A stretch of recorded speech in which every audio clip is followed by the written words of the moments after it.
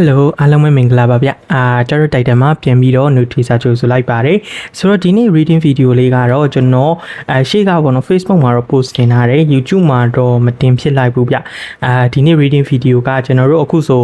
ဒီ2025ကိုဖျက်ကျော်လာတာနှစ်ဝက်လက်ချိုးတော့မယ်ဆိုတော့ဒီ2025ရဲ့ဇွန်လကနေဒီဇင်ဘာလပေါ့နော်တနည်းအားဖြင့်နှစ်ကုန်ထိကိုဒုတိယနှစ်ဝက်မှာဘာတွေကြုံရမလဲဘာတွေမျှော်မှန်းလို့ရမလဲဘယ်လိုနေထားလေးတွေရှိမလဲစတဲ့အကြောင်းအရာလေးတွေကို energy သဘောတရားရှူတောင်းကနေရော tarot ရဲ့ perspective ကနေရောကျွန်တော်တို့ကြည့်ပြီးတော့အတူတူအဖြေရှာကြည့်ကြမယ်ပေါ့နော်ဆိုတော့maybe ဒီ2025ရဲ့ဒုတိယနှစ်ဝက်အတွက်ဟောစတဲ့ဗီဒီယိုလေးလိုတောင်ပြောလို့ရတဲ့ထဲမှာပါပါတယ်ပေါ့နော်ဆိုတော့ဒီနေ့ဗီဒီယိုအတွက်ကိုကျွန်တော်ဘိုင်းကတော့ပုံမှန်ဆိုတော့3ခုပဲလုပ်တယ်ပေါ့နော်ဒါပေမဲ့ဒီဗီဒီယိုမှာတော့ပို့ပြီးတော့လဲ cover ဖြစ်နိုင်အောင်တော့ကျွန်တော်ဘိုင်းကိုဘိုင်း1 ဘိုင်း2ဘိုင်း3ဘိုင်း4ဆိုပြီးတော့၄ခုတီခွဲထားတယ်အဲ့ဒီကနေမှကိုနဲ့ drawn to ဖြစ်တဲ့ကက်လေးဘိုင်းလေးကိုကိုကရွေးချယ်ပြီးတော့ဒီ description မှာပေါ့နော်ကျွန်တော်ဖော်ပြထားတဲ့ timestamp alike ကိုအနေကို reading လေးကိုတွားရောက်နားထားရုံပါပဲဗျဆိုတော့ဒါဆိုရင်စကားရောအများကြီးပြောမနေတော့ဘူးစပြီးတော့ပိုင်းရွေးဖို့အတွက်ကိုကျွန်တော်အနေနဲ့ချိန်လေးပေးပါမယ်ဆိုတော့ဒီ pick up ပိုင်းရွေးတဲ့အခါမျိုးတွေမှာတော့ထုံးစံအတိုင်းပဲကိုယ့်ရဲ့စိတ်ကိုရင်ဆုံးတည်တည်ငြိမ်ငြိမ်နဲ့အေးချမ်းချမ်းဖြစ်အောင်ရင်ဆုံးထားပါပြီးမှပဲစိတ်လည်းတည်ငြိမ်ပြီးအတွေးတွေလည်းလောက်မများတော့ဘူးဆိုတဲ့အချိန်ကြမှာပဲကိုယ့်အနေကိုတေချာလေးအာယုံပြုအလေးနဲ့ထားပြီးတော့ပေါ့နော်ဒီဖိုင်လေးတစ်ခုကိုရွေးချယ်ပါဗျအဲ့ဒါဆိုရင်တော့ပို့ပြီးကိုနဲ့ကိုက်ညီမှုမှန်ကန်မှုရှိပါလိမ့်မယ်နော်ဟုတ်ကဲ့ပါဆိုတော့ဒါဆိုရင်ပိုင်းရွေးဖို့အတွက်ကျွန်တော်အနေနဲ့အချိန်လေးစက္ကန့်20ပေးပါမယ်ဗျစိတ်ကြိုက်ရွေးပါနော်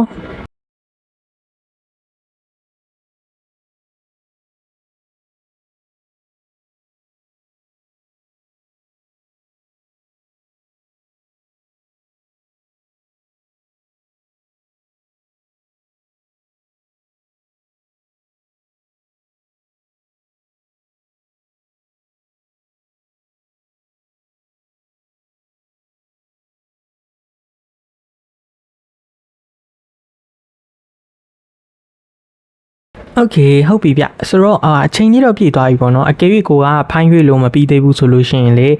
ဒီဗီဒီယိုလေးကို parts လောက်ထားပြီးတော့စိတ်အေးလက်အေးနဲ့ရွေးနိုင်ပါတယ်ပေါ့နော်ဆိုတော့ဒါဆိုရင်တော့အရင်ကြီးအချိန်လေးမလင့်ရလေအောင်စပြီးတော့ကျွန်တော်တို့ပိုင်းဝန်းလေးတွေတော့ reading လေးကိုတွားလိုက်ကြရအောင်ပေါ့နော်ဟုတ်ကဲ့ပါHello မင်္ဂလာပါနေကြီးတို့ရေဒါကတော့ကျွန်တော်တို့ဒီ2025 June to December reading ရဲ့ Point 1ကိုရေးချယ်ထားတဲ့သူတွေအတွက် reading အပိုင်းလေးပဲဖြစ်ပါတယ်ပေါ့နော်ဆိုတော့ပိုင်းက၄ခုတောင်ဖြစ်တဲ့အတွက်ကြောင့်တော့ကျွန်တော်ကက်ကလေးတွေကိုတခါတည်းပေါ့နော် pre shuffle လုပ်ပြီးတော့ကြိုပြီးဆွဲထားပါတယ်ဒါပေမဲ့ဘာကြီးလဲဆိုတော့မကြည့်ရသေးဘူးပေါ့နော်ဆိုတော့အခုဒီ reading ကြမှာပဲ energy တို့နဲ့ဒီလိုကြည့်ပြီးတော့ဘာလေးဘယ်လိုရှိနိုင်လဲဆိုတာလေးကိုကျွန်တော်အနေနဲ့ပြောပြပေးသွားပါမယ်ဗျဟုတ်ပါပြီဆိုတော့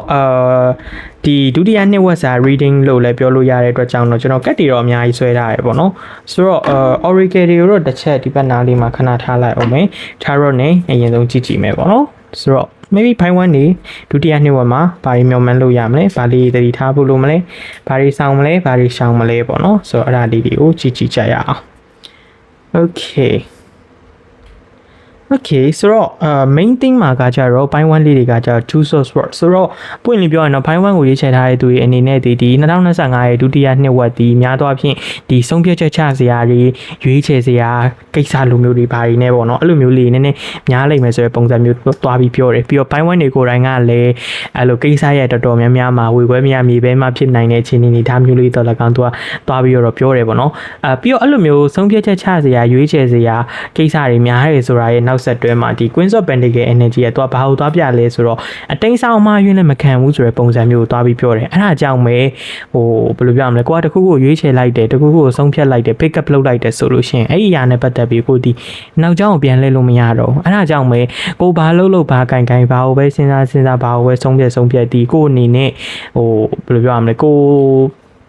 ကြုံလာနိုင်တဲ့ consequences တွေအကျိုးဆက်အကျိုးရလဒ်တွေဒါတွေကိုကတာဝန်ယူနိုင်ရမယ်တာဝန်ခံနိုင်ရမယ်ဆိုတဲ့ပုံစံမျိုးလေးဒီနက်ကသွားပြီးပြောရလို့တော့ဒါကျွန်တော်နည်းမြင်မိရယ်ဆိုတော့ first of all ပထမ message နဲ့ပထမ guidance အနေနဲ့ဒီpoint 1တွေအတွက်ဒီ2025ဒုတိယနှစ်ဝက်ကဘဝနဲ့သက်ဆိုင်တဲ့အရေးကြီးတဲ့ဆုံးဖြတ်ချက်တွေ ချမှတ်ရမယ်အချိန်ကာလမျိုးဖြစ်တယ်များသောအားဖြင့်တော့ဘယ်လိုကာလမျိုးမှာပို့ပြီးကြုံရတယ်လဲဆိုတော့ကျွန်တော်မိမိတို့ဆိုဒီ6လပိုင်းနဲ့မှာတစ်ဖြတ်ရှိမယ်8လပိုင်းတစ်ဖြတ်ရှိမယ်12လပိုင်းတစ်ဖြတ်ရှိမယ်ဆိုတော့အဲ့ချိန်ကာလတွေမှာတကူကိုအတွက် decision making ပေါ့နော်ဆုံးဖြတ်ချက်ချရမယ်ကိစ္စတစ်ခုရှင်တော့တေချာလေးစဉ်းစားပါတေချာလေးတွေးပါဟိုရေတူရောရေရှည်ရောစဉ်းစားပါဆိုတဲ့ပုံစံမျိုးလေးပေါ့နော်တွားပြီးပြောထားတာမျိုးလေးတော့ရှိတယ်အမှမှာကောင်းတာတစ်ခုကတော့ဒီ second phase မှာဘာကြီးကြုံလာနိုင်လဲဆိုတော့လေအဲ့လိုကိုအနှစ်နှစ်အလှလှပေါ့နော်အချိန်တစ်ခုပေးပြီးတော့စူးစမ်းထားခဲ့တဲ့အရာတွေ invest လုပ်ခဲ့တဲ့အရာတွေတချို့ကြောင့်လည်းစီးပွားရေးလုပ်ငန်းပိုင်းကြီးဆိုရင်းနှီးမြှုပ်နှံထားခဲ့တဲ့အရာတွေရှိခဲ့မယ်အထူးသဖြင့်တော့ဒီ2025ရဲ့ပထမနှစ်ဝက်မှာကိုအတွက်ရောဒါမှမဟုတ်လို့ရှိရင်ကိုလုပ်ငန်းတွေအတွက်ရောဒါမှမဟုတ်လည်းပညာရေးအတွက်တချို့ကြောင့်လည်းစီးပွားရေးအတွက်တချို့ကြောင့်လည်းကိုရဲ့personal development ပေါ့နော်မိမိကိုတိုးတက်ပြောင်းလဲခြင်းအတွက်ကိုအဲ့လိုတခုကို invest လုပ်ခဲ့တာရင်းနှီးမြှုပ်နှံခဲ့တာစူးစမ်းခဲ့တာအချိန်ပေးခဲ့တာမျိုးရှိရဲဆိုလို့ရှိရင်ဒီ second phase ပေါ့နော်2025ရဲ့ဒုတိယနှစ်ဝက်မှာအဲ့ဒီအရာတွေကနေအကျိုးရလက်အသီးပွင့်တွေအကျိုးမြတ်တွေကိုခံစားလာရလိမ့်မယ်ဆိုတဲ့ပုံစံမျိုးဒီ Queens of Pentacles ထပ်ပြီးတော့တွားပြီးပြတယ်အဓိကတော့ကိုအဲ့လိုအနည်းနဲ့လှလှပေါ့နော်ဟိုစူးစမ်းလာခဲ့တဲ့အရာအနည်းနဲ့လှလှကိုပြုစုပြောထောင်လာခဲ့တဲ့အရာတွေကနေအောင်မြင်မှုအကျိုးရလက်အသီးပွင့်တွေခံစားရလိမ့်မယ်ဆိုတဲ့ပုံစံမျိုးကိုပို့ပြီးတော့ပြတယ်ပြီးတော့အဲ့လိုစင်ပွားပြီးပေါ့နော်ကျွန်တော်အနေနဲ့ဗာမြင်မိသေးလဲဆိုတော့ဒီကယုံလေးပေါ့ပွင့်နေပြောတော့ပိုင်းဝမ်းနေဟိုပြီးတော့ဒီဒုတိယနှစ်ဝက်မှာပေါ့နော်တခုကိုလှုပ်ချင်တာကင်ချင်တာရှိတယ်စမ်းတက်ကြည့်ချင်တာရှိမယ်ဆိုလို့ရှိရင်လည်းရဲဝံ့လှုပ်ချပါတယ်ဟိုဒီယုံလေးရဲ့နမိတ်ပုံစံကိုအဲ့လိုမြ мян လှုပ်ဆိုတဲ့ပုံစံမျိုးတွားပြီးပြောကိုမှအဲ့လောက်ကြီးအဲ့အရာကိုအကောင့်ထဲပေါ်ဖို့အတွက်အဲ့လောက်ကြီးအဲ့အရာကိုလက်တွေ့ဘဝမှာဖြစ်လာအောင်စူးစမ်းဖို့အတွက်ကအချိန်သိမ့်မရတော့ဘူးဆိုတော့ကိုယ်စိတ်ထဲမှာတခုလှုပ်ရှင်နေတဲ့အရာကင်ချင်နေတဲ့အရာအကောင့်ထဲပေါ်ချင်နေတဲ့အရာရှိလို့ရှိရင်တေချာလေးအကောင့်ထဲပေါ်ပါအထူးသဖြင့်ဒီ8လပိုင်း9လပိုင်းမတိုင်ခင်ကိုအဲ့စိတ်ထဲမှာတခုအစပြုခြင်းနေတဲ့အရာမျိုးဘာညာရှိရဲဆိုအဲ့အရာကို8လပိုင်း9လပိုင်းဆို August September ပေါ့နော်မတိုင်ခင်မှာလောက်ပါဆိုတဲ့ပုံစံမျိုးတွားပြီးတော့ပြောတယ်အချိန်ဆွဲလီလေးတဲ့အဲ့ကိုလှုပ်ချင်တဲ့အရာကိုဖြစ်ရှင်တဲ့အရာနဲ့ပတ်သက်ပြီးဖြစ်လာနိုင်ခြေအောင်မြင်နိုင်ခြေကပိုပိုပြီးရောနေလာလေးဆိုတဲ့ပုံစံမျိုးတွားပြီးတော့ပြောတာ maybe တချို့ကြောက်စီးပွားရေးပိုင်းတချို့ကြောက်လည်းတူတူစတဲ့ကျွန်တော်ဗာ energy ပါထည့်ရလဲဆို romance energy ပါရတယ်ဆိုတော့ထားပါတော့ကိုက crash နေတဲ့သူပါညာရှိရဲ့သဘောကျနေတဲ့သူပါညာရှိရဲ့ဖွင့်ပြောခြင်းနေပြီဒါပေမဲ့အခြေအနေကြည့်ရပြောတင်လားမပြောတင်လားပေါ့အဲ့လိုအနေထားမျိုးရှိရဲဆိုလို့ရှိရင်လည်း yes ပြောလိုက်တော့เนาะမဟုတ်လို့ရှိရင်တော့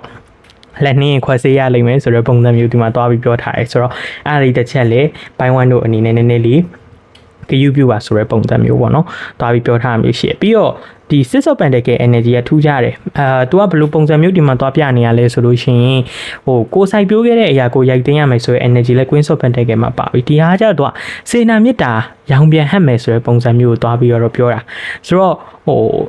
ဒီ2025ရဲ့ဒုတိယနှစ်ဝက်မှာကိုကကံကောင်းခြင်းလားအဆင်ပြေခြင်းလားအောင်မြင်ခြင်းလားဆိုတော့ကိုယ့်ဘက်ကလည်းမှန်ကန်စစ်မှန်တဲ့အရာတွေကိုဒါပြီးကိုယ့်ဘက်ကလည်းမေတ္တာတရားစေတနာမေတ္တာဂရုဏာပေါ့နော်ဒါကိုရှေ့ထားပြီးတော့ဒါလောက်ပါအဲ့လိုဒါထားပြီးနေနိုင်မယ်ကိုယ်စိတ်လေးကိုတက်နိုင်သမျှအကြည်တက်ကိုထိန်းပြီးတော့ဒါနေနိုင်မယ်ဆိုလို့ရှိရင်ဘာလို့အောင်မြင်နိုင်လဲဆိုတဲ့ပုံစံမျိုးတွားပြီးတော့ပြောတယ်ပြီးတော့ဟိုဒီမှာတူတူစစရရဲ့နမိတ်ကတော့အဲ့လိုမိသားစုကိုယ့်ပေါ်ကျေးဇူးရှိတဲ့သူတွေပေါ့နော်ဆိုတော့အမေဖေမိဘအဖိုးအဖွားဦးလေးအတော်စသဖြင့်ဒီလိုကျေးဇူးရှိတဲ့သူတွေအပေါ်ကိုလည်းတဲ့ကြီးကြီးမားမားကိစ္စရဲ့တခုခုပြန်ပြီးတော့သူတို့လုပ်ပေးနိုင်လိမ့်မယ်ဆိုတဲ့ပုံစံမျိုးတွားပြီးပြောအဲ့မှာ Queen of Pentacles energy နဲ့ချိန်တဲ့အခါမှာကျတော့သူတို့အတွက်ကိုကတချို့ကြောင့်အိမ်ချမ်းမြေဝယ်ပေးနိုင်တာမျိုးအိမ်ချမ်းမြေဒါမျိုးဝင်လာတာမျိုးဖြစ်မယ်တချို့အတွက်ကြောင့်လက်ဝတ်ရတနာတို့ရွှေငွေတို့ဘာတို့ပေါ့နော်ဒါမျိုးတွေလက်ဝတ်လက်စားတွေရလာတာမျိုးတွေလည်းရှိလိမ့်မယ်ဆိုတော့အဲ့လိုလူကြီးမိဘတွေကိုယ့်ပေါ်ကျေးဇူးရှိတဲ့သူတွေကိုအကြောင်းပြုပြီးတော့ဟိုခုနပြောသလိုပေါ့အင်ချမ်မီဒါမှမဟုတ်ရှင်လက်ဝတ်လက်စားလက်ဝတ်ရတာအဲ့ဒါမျိုးလေးလေသူကဝင်လာတတ်တယ်ဆိုတဲ့ပုံစံမျိုးလေးတွားပြီးတော့ပြောတယ်။ဘာကြောင့်ဝင်လာလဲလို့ပြောလို့ရှိရင်လည်းခုနပြောသလိုပေါ့ကိုယ့်ဘက်ကထားရှိရဲ့စစ်မှန်တဲ့စေတနာမေတ္တာတွေတည်တတ်မှုတွေဒါတွေပေါ်အခြေခံပြီးတော့အဲ့ဒါကပြန်ပြီးကိုအကျိုးပေးမယ်ဆိုတဲ့ပုံစံမျိုးကိုတွားပြီးပြောတာဆိုတော့ maybeပိုင်းဝန်းနေတော့2025ဒုတိယနှစ်ဝက်တည်းမှာကျင်းတာဒီစိတ်ကောင်းရှိဖို့ကပထမလို့ပဲဒါကျွန်တော်အနေနဲ့တော့ပြောချင်တယ်ပေါ့နော်အမှမှာကျွန်တော်တို့ဒီမှာ interpret လုပ်ဖို့ကျန်တာဒီ Knight of Wands နဲ့ The Hangman ပေါ့ဆိုတော့ Knight of Wands ကကျွန်တော်ဒီမှာမြင်မိရဒီ observe လုပ်တာတနည်းအားဖြင့်ပြောလို့ရှိရင်စူးစမ်းနေလေ့လာတဲ့အကဲခတ်တယ်ပေါ့နော်ဘယ်လိုနေထားရှိရဲဆိုတော့အချိန်မျိုးစနီးနာတဲ့ပုံစံမျိုးလို့တွားပြီးပြောတာဆိုတော့အဲ့ဒါကဘာနဲ့တွားချိန်မလဲဆိုဒီ2 source နဲ့တွားချိန်မယ်ဘာလို့ဘာဆုံးဖြတ်ဘာကိုပဲရွေးချယ်စဉ်းစားလော30မလုံးနဲ့ဆိုတဲ့ပုံစံမျိုးတွားပြောသလိုဒီ Knight of Wands ကလည်းအဲ့ဒါကို confirmation ပေးတယ်ဆိုတဲ့ပုံစံမျိုးလေးပဲဟိုဘယ်လိုပြောရမလဲ rush မဖြစ်နဲ့လောမကြီးနဲ့ဆိုတဲ့ပုံစံမျိုးပြီးတော့နောက်တစ်ခုကကြတော့သူကမြင်းပေါ့နော် night cat လည်းဖြစ်တယ်ဒီမှာဆိုမြင်းကလည်းခုံနေရဲ့ပုံအဲ့ဒါကဘာနဲ့သွားတူလဲဆိုတော့ဒီကျွန်တော်တို့ဒီစစ်တူရင်ကစားတဲ့အခါမှာလीမြင်းရုပ်လေးပေါ့နော်အဲ့ဟာလေးနဲ့တွားပြီးတော့တူတယ်ဆိုတော့မြင်းခုံနေဆိုတာဒီကျွန်တော်စစ်တူရင်ကစားတဲ့အခါမှာဘလို့ခုံလဲတကွက်ကြော်ပြီးတော့ခုံတယ်ဆိုတော့ပြောချင်တဲ့သဘောတရားအရဒီဒုတိယနှစ်ဝက်မှာဒီပိုင်းဝမ်းတို့အနေနဲ့ကိုဘွားရဲ့ရေရှည်အနာဂတ်နဲ့ပတ်သက်တဲ့အစီအစဉ်တွေ plan တွေ future plan တွေပေါ့နော်ဆိုတော့ဒါမျိုးလေးတွေလည်းချမှတ်ထားဖို့အကောင်းဆုံးအချိန်ဖြစ်တယ်ပြီးတော့တစ်ဆက်တည်းမှာလည်းဒီလိုကာလအပိုင်းခြားမှာကိုယ့်ရဲ့ intention တွေ ambition တွေရည်ရွယ်ချက်တွေရည်မှန်းချက်တွေအိမ်မက်တွေကိုအဲ့လိုချရေးပြီးတော့ပေါ့နော် manifest လုပ်ကြည့်manifest လုပ်ခြင်းအပြင်လည်းအဲ့လိုအဲ့ဒီအရာတွေကကိုယ့်စီကိုမြင်မြန်ဆန်ဆန်ရောက်လာလိမ့်မယ်ဖြစ်ရှင်တဲ့အရာတွေလည်းမြင်မြန်ဆန်ဆန်ဖြစ်လာနိုင်မယ်ဆိုတဲ့ပုံစံမျိုးသွားပြီးတော့ပြောရဲဆိုတော့ရေတိုရေရှည် long term goal တွေပါလေဒီပိုင်းဝမ်းတို့အတွက်2025ဒုတိယနှစ်ဝက်ဒီချမှတ်ဖို့ရအတွက်အကောင်းဆုံးချိန်ဖြစ်တယ်ဒီ2025ဂျွန်ကနေဒီဇင်ဘာအတွင်းမှာကိုတခုခုနဲ့ပတ်သက်ပြီးတန်တိတ်ချန်ချလိုက်တာပဲဖြစ်ဖြစ်ဆုံးဖြတ်လိုက်တာရွေးချယ်လိုက်တာမျိုးတွေပဲဖြစ်ဖြစ် goals တခုပန်းနိုင်တခုချမှတ်လိုက်တာမျိုးပဲဖြစ်ဖြစ်အဲ့ဒီအရာတွေကကိုယ့်ရဲ့ဘဝတစ်လျှောက်လုံးပေါ်ကိုကြီးမားတဲ့တက်ရောက်မှုတွေပြောင်းလဲမှုတွေရှိလိမ့်မယ်ဆိုတဲ့ပုံစံမျိုးသွားပြီးပြောတာဆိုတော့ကိုကဒီဒုတိယနှစ်မှာကောင်းမွန်တဲ့အရာတွေကိုပို့ပြီးတော့ invest လုပ်မယ်ကောင်းမွန်တဲ့အရာတွေကိုပို့ပြီးတော့အစာပြိုးလှုပ်ဆောင်မယ်ဆိုလို့ရှိရင်လည်းအဲ့ဒီအရာတွေကကိုဘဝတစ်လျှောက်လုံးအဲ့လိုအကျိုးပေးနေမယ်ဆိုတဲ့ပုံစံမျိုးသွားပြီးပြောတယ်အမှကျွန်တော်ကွဲပြားစွာနဲ့ဗာတစ်ချက်မြင်မိသေးလဲဆိုတော့ဘယ်လိုရမလဲပညာရေးပိုင်းတွေပါအိမ်မှာပေါ့နော်ဆိုတော့ပညာရဲ့အသစ်တွေပါတွေကိုသင်ယူရတတ်တဲ့ပုံစံမျိုးလို့လည်းဒီမှာသွားပြီးတော့ပြောတယ် nice one energy ကဆိုတော့အဲ့ဒီကိုသင်ယူရတတ်တဲ့ပညာရက်ကလည်းတဲ့ပွင့်နေပြောရရင်လေကိုဘယ်လိုပြောရမလဲထမင်းမငတ်အောင်ပေါ့နော်တနည်းအားဖြင့်ကိုယ့်အနေနဲ့ကို survive လုပ်နိုင်အောင်ရှင်သန်နိုင်အောင်ဘာမှမရှိရဆိုလို့ရှိရင်တော့ကိုယ့်ပညာနဲ့ကိုရပ်တည်နိုင်အောင်ကိုလှုပ်ဆောင်ပေးနိုင်တဲ့ရှေ့ပညာရမျိုးဖြစ်လိမ့်မယ်အဲ့ဒါကြောင့်တချို့တွေတခုခုဒီ2025ဒုတိယနှစ်ဝက်မှာသင်ယူဖို့ရှိရလေ့လာဖို့ရှိရဆိုအဲ့ဒါကိုသေချာလေးအားစိုက်ပြီးလုပ်ကိုယ့်အတွက်ဘလို့ဘာမှအကျိုးမရောက်စေတဲ့အပြင်ခုနကပြောသလိုနော်ဘာမှမရှိတော့တဲ့အချိန်မျိုး0ဖြစ်သွားတဲ့အချိန်မျိုးမှာတော့အဲ့ပညာရဲ့အကြောင်းကိုကခုနပြောထမင်းမငတ်တော့ဘူးဆိုတဲ့ပုံစံမျိုးကိုသွားပြီးတော့ပြောတာအဲ့ဒါကြောင့်အဲ့လိုကိစ္စလေးတွေစီစဉ်ထားတာမျိုးလေးလာဖို့သင်ယူဖို့ဘာညာရှိရဆိုတော့အဲ့ဒါလေးကိုတေချာလေး PPCC လို့အများကြီးကိုအတွက်အကျိုးရှိစေမယ်ဆိုတဲ့ပုံစံမျိုးလေးပေါ့နော်တွားပြီးပြောထားတာမျိုးရှိ Henchman ကိုတော့ကျွန်တော်မြင်မိတာအခြေရေးကိစ္စတွေနဲ့ပတ်သက်ဆွေးနွေးမယ်လို့တော့မြင်မိရပေါ့နော်အမှန်မှာသူတို့စမ်းမြင်မိရတော့ရီးစားဟောင်းတို့ X တို့ဒါလေးကိုမျှော်နေတဲ့သူတွေတော့ပြောလို့ရပြီတချို့တွေအဆက်ဟောင်းတွေလူဟောင်းတွေပြန်လာတတ်တယ်ပြန်ဆုံစည်းတတ်တယ်ပြန်ပြီးတော့တွေ့ဆုံကြုံကြိုက်ရတတ်တယ်ဆိုတဲ့ပုံစံမျိုးကို The Henchman Energy ကကျွန်တော်တွားပြီးတော့မြင်မိရပေါ့နော်ဆိုတော့အဲ့ဒါလေးတစ်ချက်ရှိမယ်အကိကိုက relationship ရှိနေပြီးသားသူ relationship ထဲမှာရောက်နေတဲ့သူမျိုးဆိုလို့ရှိရင်လေမြင်မိတော့ကဘိုင်းဝိုင်းနေတဲ့ကတော်တော်များများ RS ထဲမှာရှိနေတဲ့သူတော်တော်များများဒီ2025ပထမနှစ်မှာအခြေရေးအဲ့လောက်ကြီးအဆင်ပြေမနေဘူးရန်ဖြစ်လိုက်ပြန်ချစ်လိုက်နေပြီးတော့လို့ရှိရင်လည်းခုနကပြောသလိုပေါ့တယောက်နဲ့တယောက် mind game တွေကစားပြီးတော့ဘယ်လိုပြောရမလဲကွဲမလားဆိုတော့လည်းမကွဲနိုင်မကွာနိုင်အဆင်ပြေလားဆိုတော့လည်းမပြေနဲ့ပေါ့နော်မဟုတ်လုံးစက်ကူကတ်လို့ဖြစ်နေတဲ့အနေအထားမျိုးလေးရှိကြလိမ့်မယ်လို့တော့ထင်မိရယ်ဒါပေမဲ့ဒီ6လပိုင်းကစပြီးတော့6လပိုင်းအောင်မှာ6လပိုင်းအကုန်လောက်မှဖြစ်ပုံများတယ်6လပိုင်းအကုန်လောက်ကနေစပြီးတော့အဲ့ရှေ့တွေမှာအစင်ငေါ်မတည့်ခဲ့တာတွေကမောက်ကမဖြစ်ခဲ့တာတွေနားလည်မှုလွဲခဲ့တဲ့ဟာတွေကိစ္စရက်တွေပြဿနာတွေတန်တရားရဲ့အလုံးကတစစီရောနေပြီးတော့ပြေလည်သွားလိမ့်မယ်တယောက်နဲ့တယောက်ကြားထဲမှာပြန်ပြီးတော့နားလည်မှုယုံကြည်မှုပြန်ရှိလာလိမ့်မယ်ဆိုတဲ့ပုံစံမျိုးလေးသူကသွားပြီးတော့ပြောနေရပါတော့ဆိုတော့ alignment လွဲနေတဲ့ဆက်ဆံရေးလည်းပြန်ပြီးတော့ align ဖြစ်လာမယ်เนาะအချိတ်ဆက်မမိပဲနဲ့ disconnected ဖြစ်နေတဲ့ဆက်ဆံရေးလည်းပြန်ပြီးတော့ connect ဖြစ်လာမယ်ဆိုတဲ့ပုံစံမျိုးပေါ့เนาะဒါပြီးပြောထားတာမျိုးလေးတွေရှိရယ်ဆိုတော့အားလုံးခြုံကြည့်ရရင်တော့ Tarot နမိတ်ရဒီပိုင်း1တွေကဒီအဲ့ decision making ပိုင်းလေးပဲဂရုစိုက်ပြီးတော့ခုနကပြောဒုတိယနှစ်ဝက်တည်းမှာဘာတွေမျှော်မှန်းလို့ရမလဲမိဘကျေးဇူးရှိတဲ့သူတွေမိဘဦးလေးအဖွားတော်ဒါတွေကိုကျေးဇူးပြန်ဆက်နိုင်တဲ့အလုပ်တစ်ခုကိုလုပ်နိုင်လိမ့်မယ်အဲ့ဒါမျိုးတွေနဲ့ဆက်ပြီးတော့လေဒီဘိုးဘွားမိဘတွေနဲ့ပတ်သက်ဆက်နွယ်ပြီးတော့လေကိုယ့်စီကိုလက်ဝဲရတနာလက်ဝဲလက်စားအိမ်ချမ်းမြေကားပေါ့နော်ဒါမျိုးတွေဝင်လာတာမျိုးတွေလည်းဖြစ်တတ်တယ်ဆိုတော့တချို့ဆိုအမွေတို့ဘာတို့အမွေကိစ္စတွေပါအကြောင်းအမွေရတာတွေပါဖြစ်နိုင်တယ်လို့ဒီဘက်ကသွားပြီးပြောထားတာမျိုးတွေရှိရပေါ့နော်ဆိုတော့အဲ့ဒါလေးတူတူဆန်းဆန်းရှိမယ်မပြေမလဲဖြစ်နေခဲ့တဲ့ဆက်ဆံရေးတွေပြန်ပြီးတော့ပြေလည်လာမယ်အဆက်ဟောင်းတွေဤစားဟောင်းနေเนาะမပြည့်ပြတ်သေးရဲ့ဟိုလိုဒီလို saturation ရှေ့သမားတွေအဲ့ဒါမျိုးတွေနဲ့လည်းပြန်လဲတွေ့ဆုံကြုံကြိုက်မယ်ပြန်လဲစုံစည်းမယ်ပြီးတော့ခုနကပြောသလိုပေါ့မိတာရေးပိုင်းတွေမှာအစီငေါ်မတက်ဖြစ်နေရပြန်ပြီးတော့တက်မမတ်ပြန်ဖြစ်သွားလိမ့်မယ်ဆိုတဲ့ပုံစံမျိုးပြောအဲ့ဒါကဘယ်မှာသွားမှန်မလဲဆိုတော့လူမှုရေးပိုင်း social ပိုင်းမှာသွားပြီးတော့ကွက်တီချလိမ့်မယ်လူမှုရေးပိုင်းမှာကြာတော့ဘယ်လိုဖြစ်သွားလဲဆိုတော့ကိုနဲ့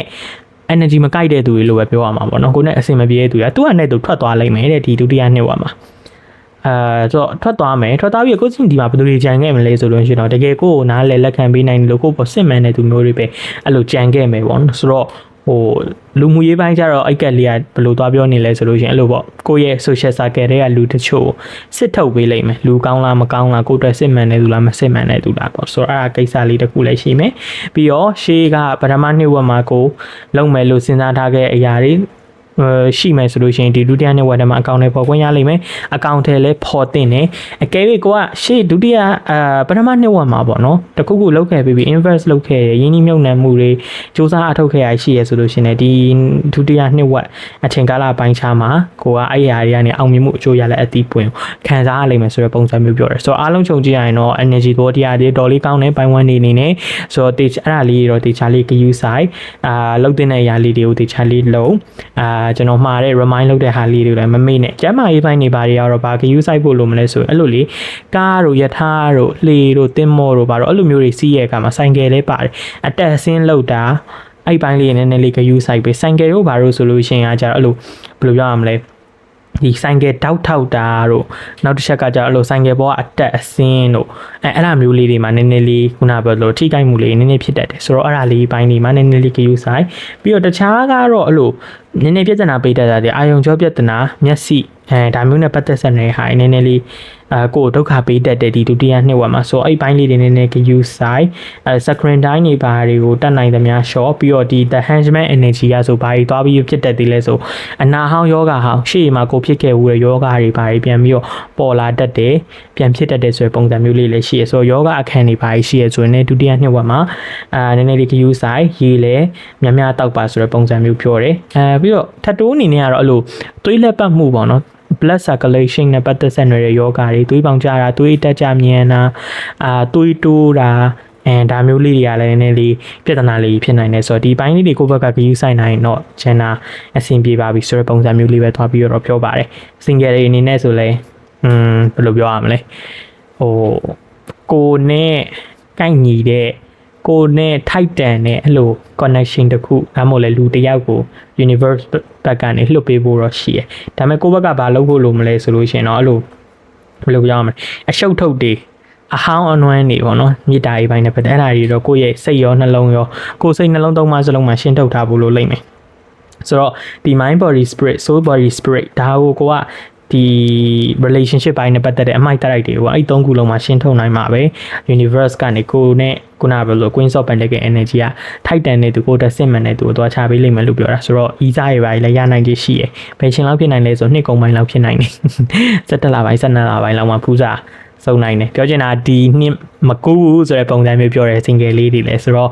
့ပါတာလိုချင်တာပဲဖြစ်နေရီးစားလိုချင်တာပဲဖြစ်ရင်တို့တွေလည်းပြောလို့တော့ရပါပြီဆိုတော့ romance ပိုင်းကတော့တော်တော်လေးပိုင်းဝန်းနေမှာအကောင်းနေပါလေလို့ပဲပြောချင်ပါတယ်ပေါ့နော်ဟုတ်ပါပြီဆိုတော့ဒါကတော့ tarot နဲ့ပတ်သက်တဲ့ interpretation လေးပါပဲဆိုတော့ oracle တွေကတော့ဘယ်လို guidance တွေပေးနေလဲဆိုတာကိုကျွန်တော်တို့တူတူအဖြေရှာကြည့်ကြမယ်ပေါ့နော် okay no မိခင်ဟောနေတွေ့လားအားလုံးကျွန်တော်ပြောသွားတဲ့ဟာတွေထဲမှာလည်းခုနပြောတော့များသောအားဖြင့်တော့ကောင်းမွန်တဲ့နမိတ်လေးပို့ပြီးတော့ဆောင်းတဲ့ပိုင်းဝန်းအုပ်စုမှာဆိုတော့ချုံမင်းတဲ့ရလက်တွေကရှေ့မှာစောင့်ကြိုနေပါတယ်ဆိုတော့ဒီပထမနှစ်ဝက်လည်းမကြခင်မှာကုံတော့မှာဆိုတော့ရှေ့မှာအခုကာလမှာကိုကကြရက်ထနေရတွေเนาะကြရက်ရိုက်နေရမျိုးလေးရှိရဆိုအတင်းပြီးတော့ကြော်ပြတ်ပါမကြခင်မှာကံကြမ္မာအလှည့်ပြောင်းဖြစ်ပြီးတော့ပေါ့နော်ပိုကောင်းတဲ့အချိန်ကြီးထားရောက်လာတော့မှာပါနေဝင်ညတွေကိုကူးဖြတ်နိုင်တော့မှာမှုတ်လို့ရောင်နေတာတဲ့နေ့တစ်ကမနီးမဝေမလန်းမကန်းမှာပေါ့နော်ရှိနေပါပြီလို့ပဲပြောချင်တယ်ဒီအဲ့ဒါလေးကိုဒီ Mick and Honeykal လေးကသွားပြီးတော့ပြောတယ်Mystical Shaman Energy ကတော့လေသူက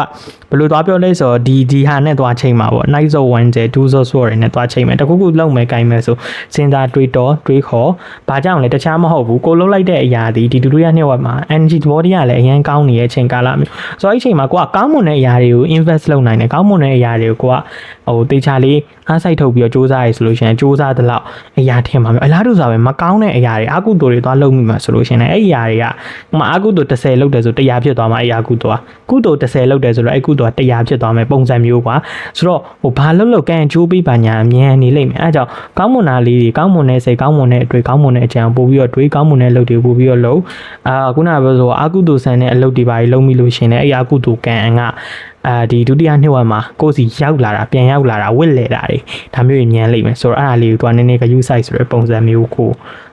တွားပြီးပြောထားမျိုးတွေရှိရပြီးတော့အဲ့လိုကိုမှရှိရကန်ကြွေးတချို့လည်းဒီဒုတိယနှစ်ဝက်မှာခြေရဖို့တော့ရှိရဒီ mistake ရှာမဲ့ energy อ่ะဆို November လောက်မှာဖြစ်လိမ့်မယ်ဆိုတော့ karmic တစ်ခုဆက်ရဖို့ရှိမယ်ဆိုတော့တခုခုတော့ကိုယ်အနေနဲ့ဘယ်လိုပြောရမလဲကိုယ်မှရှိရ karmic depth ရဲ့သဘောတရားရတော့တခုခုအဲ့ဒီလမှာကိုဒီပေးရလိမ့်မယ်ပေးဆက်ရလိမ့်မယ်ပေါ့နော်ဆိုတော့အဲ့လမှာဘာတွေပဲကြုံဘာတွေပဲဖြစ်ဖြစ်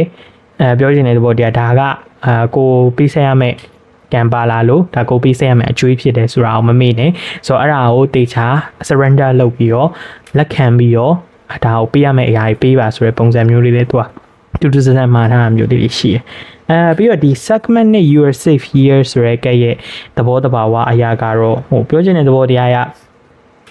ကိုကအခုအချိန်မှာ maybe ကိုဖြစ်ချင်တဲ့အရာတွေကိုယ့်ရဲ့ဆန္ဒတွေဒါတွေကိုဖြစ်မြောက်အောင်ပေါ့နော်ပြောချင်တဲ့သဘောတရားလုံးနိုင်စွမ်းရှိနေပြီqualify ဖြစ်နေပြီဆိုတဲ့ပုံစံမျိုးပေါ့ဆိုတော့ဟိုကိုယ့်ရဲ့အိမ်မက်တွေတကယ်လက်တွေ့ဖြစ်လာဖို့ကိုလိုအပ်တဲ့ skill တွေရှိမယ်အရင်းအမြစ်တွေ resource တွေရှိမယ်လိုအပ်ချက်တွေရှိမယ်ပေါ့နော်ဆိုတော့အဲ့ဒါကြီးအကုန်လုံးကိုဖြစ်လာခဲ့ပြီးပထမနှစ်ဝက်မှာဆိုတော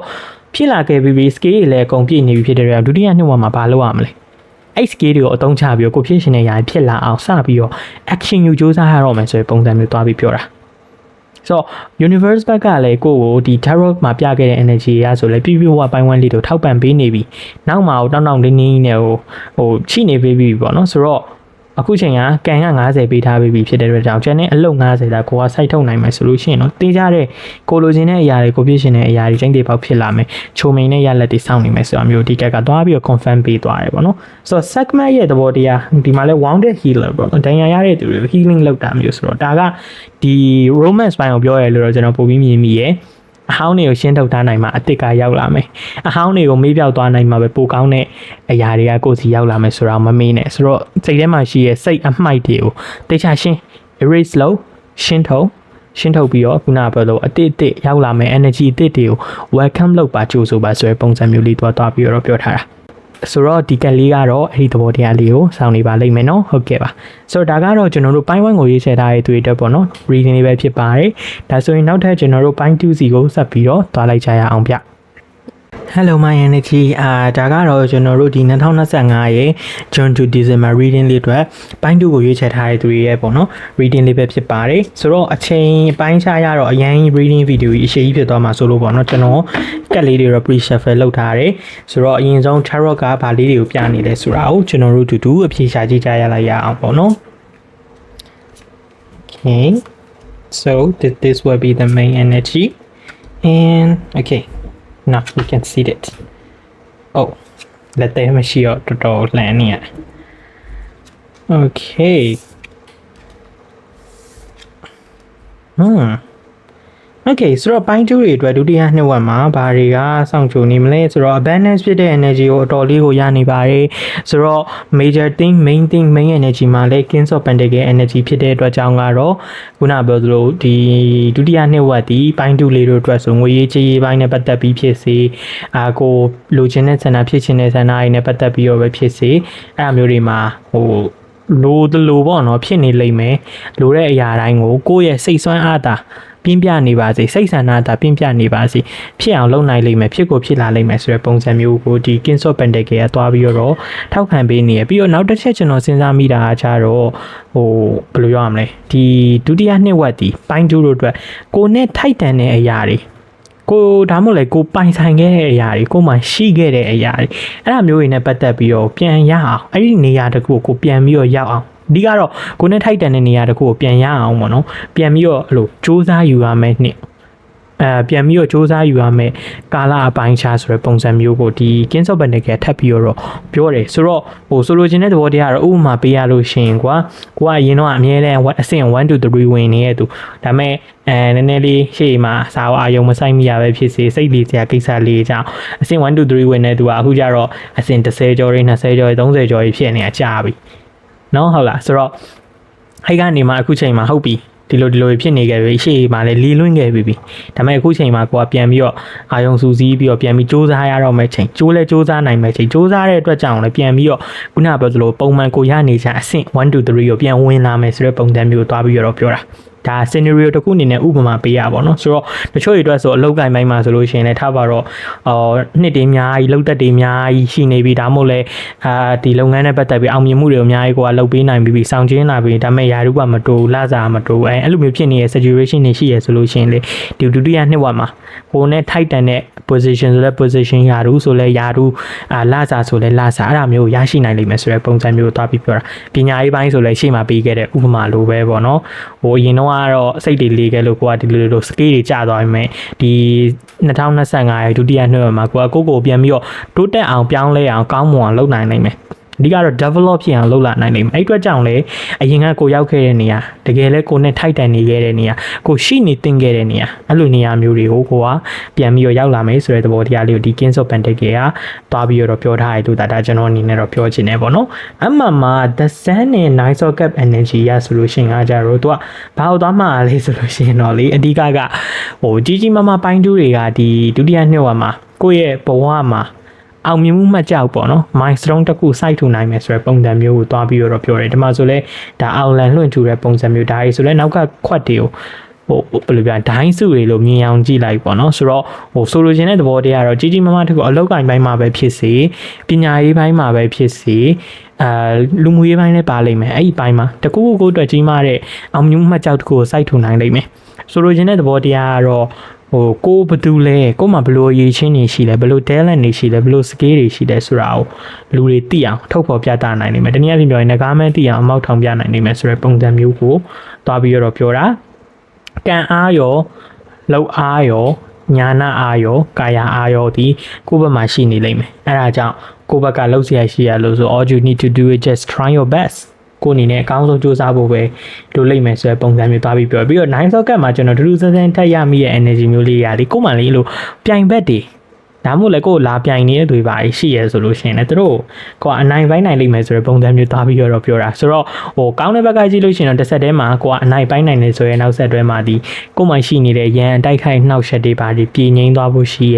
ပြည်လဲသွားဖို့ရှိရဲဆိုတဲ့ပုံစံမျိုးသွားပြီးပြောတာမျိုးပေါ့နော်ဆိုတော့ပြိုင်ဘက်တွေကိုလည်းနိုင်တိုက်နိုင်မယ်နိုင်ပိုင်းနိုင်မယ်ရန်တိုက်ခိုက်နှောက်ယှက်တွေလည်းတစ်ဆက်တည်းမှာဒီ2025ရဲ့ဒုတိယနှစ်မှာကင်းရှင်းသွားလိမ့်မယ်ဆိုတဲ့ပုံစံမျိုးသွားပြီးပြောတယ်ပုံမှန်တော့ဟိုမြင်မိရတော့များသောအားဖြင့်အဲ့လိုဖြစ်နိုင်တဲ့အချိန်ကာလတွေဒီဒုတိယနှစ်ဝက်ထဲမှာဆိုကျွန်တော်မြင်မိရ September နဲ့ October လောက်မှာဖြစ်လိမ့်မယ်လို့တော့ဒီဘက်ကသွားပြီးတော့ပြောတယ်ဆိုတော့အဲ့ကာလတွေကဒီ2025ရဲ့ဒုတိယနှစ်ဝက်မှာပိုင်းတူးတို့အတွက်ကန်တရားကလုံးဝအထွတ်ထိပ်ကိုရောက်နေမယ်လာ2လဖြစ်တယ်ဒီ6လပိုင်းကနေ8လပိုင်းပေါ့နော် August ထိကကြတော့သူကဘယ်လိုနည်းနည်းသွားပြနေမလဲဆိုလို့ရှိရင်စပြီးတော့အချိန်ယူရမယ့်နှစ်တောင်ဖြစ်တယ်အချိန်ယူရမယ့်လတွေလို့တွားပြီးပြောလို့ရရဲ့မှာပါတယ်ဘာလို့လဲဆိုတော့ဒီမှာလဲ၄ခန်းနဲ့၈ခန်းနဲ့တွားပြီးတော့ထွက်ထားတယ် Force of Pentacles ရဲ့ Ace of Swords တွေပေါ့နော်ဒါပေမဲ့ဒီမှာတော့ Ace of Swords ကိုကျွန်တော်ဟိုလိုဘယ်လိုပြောရမလဲ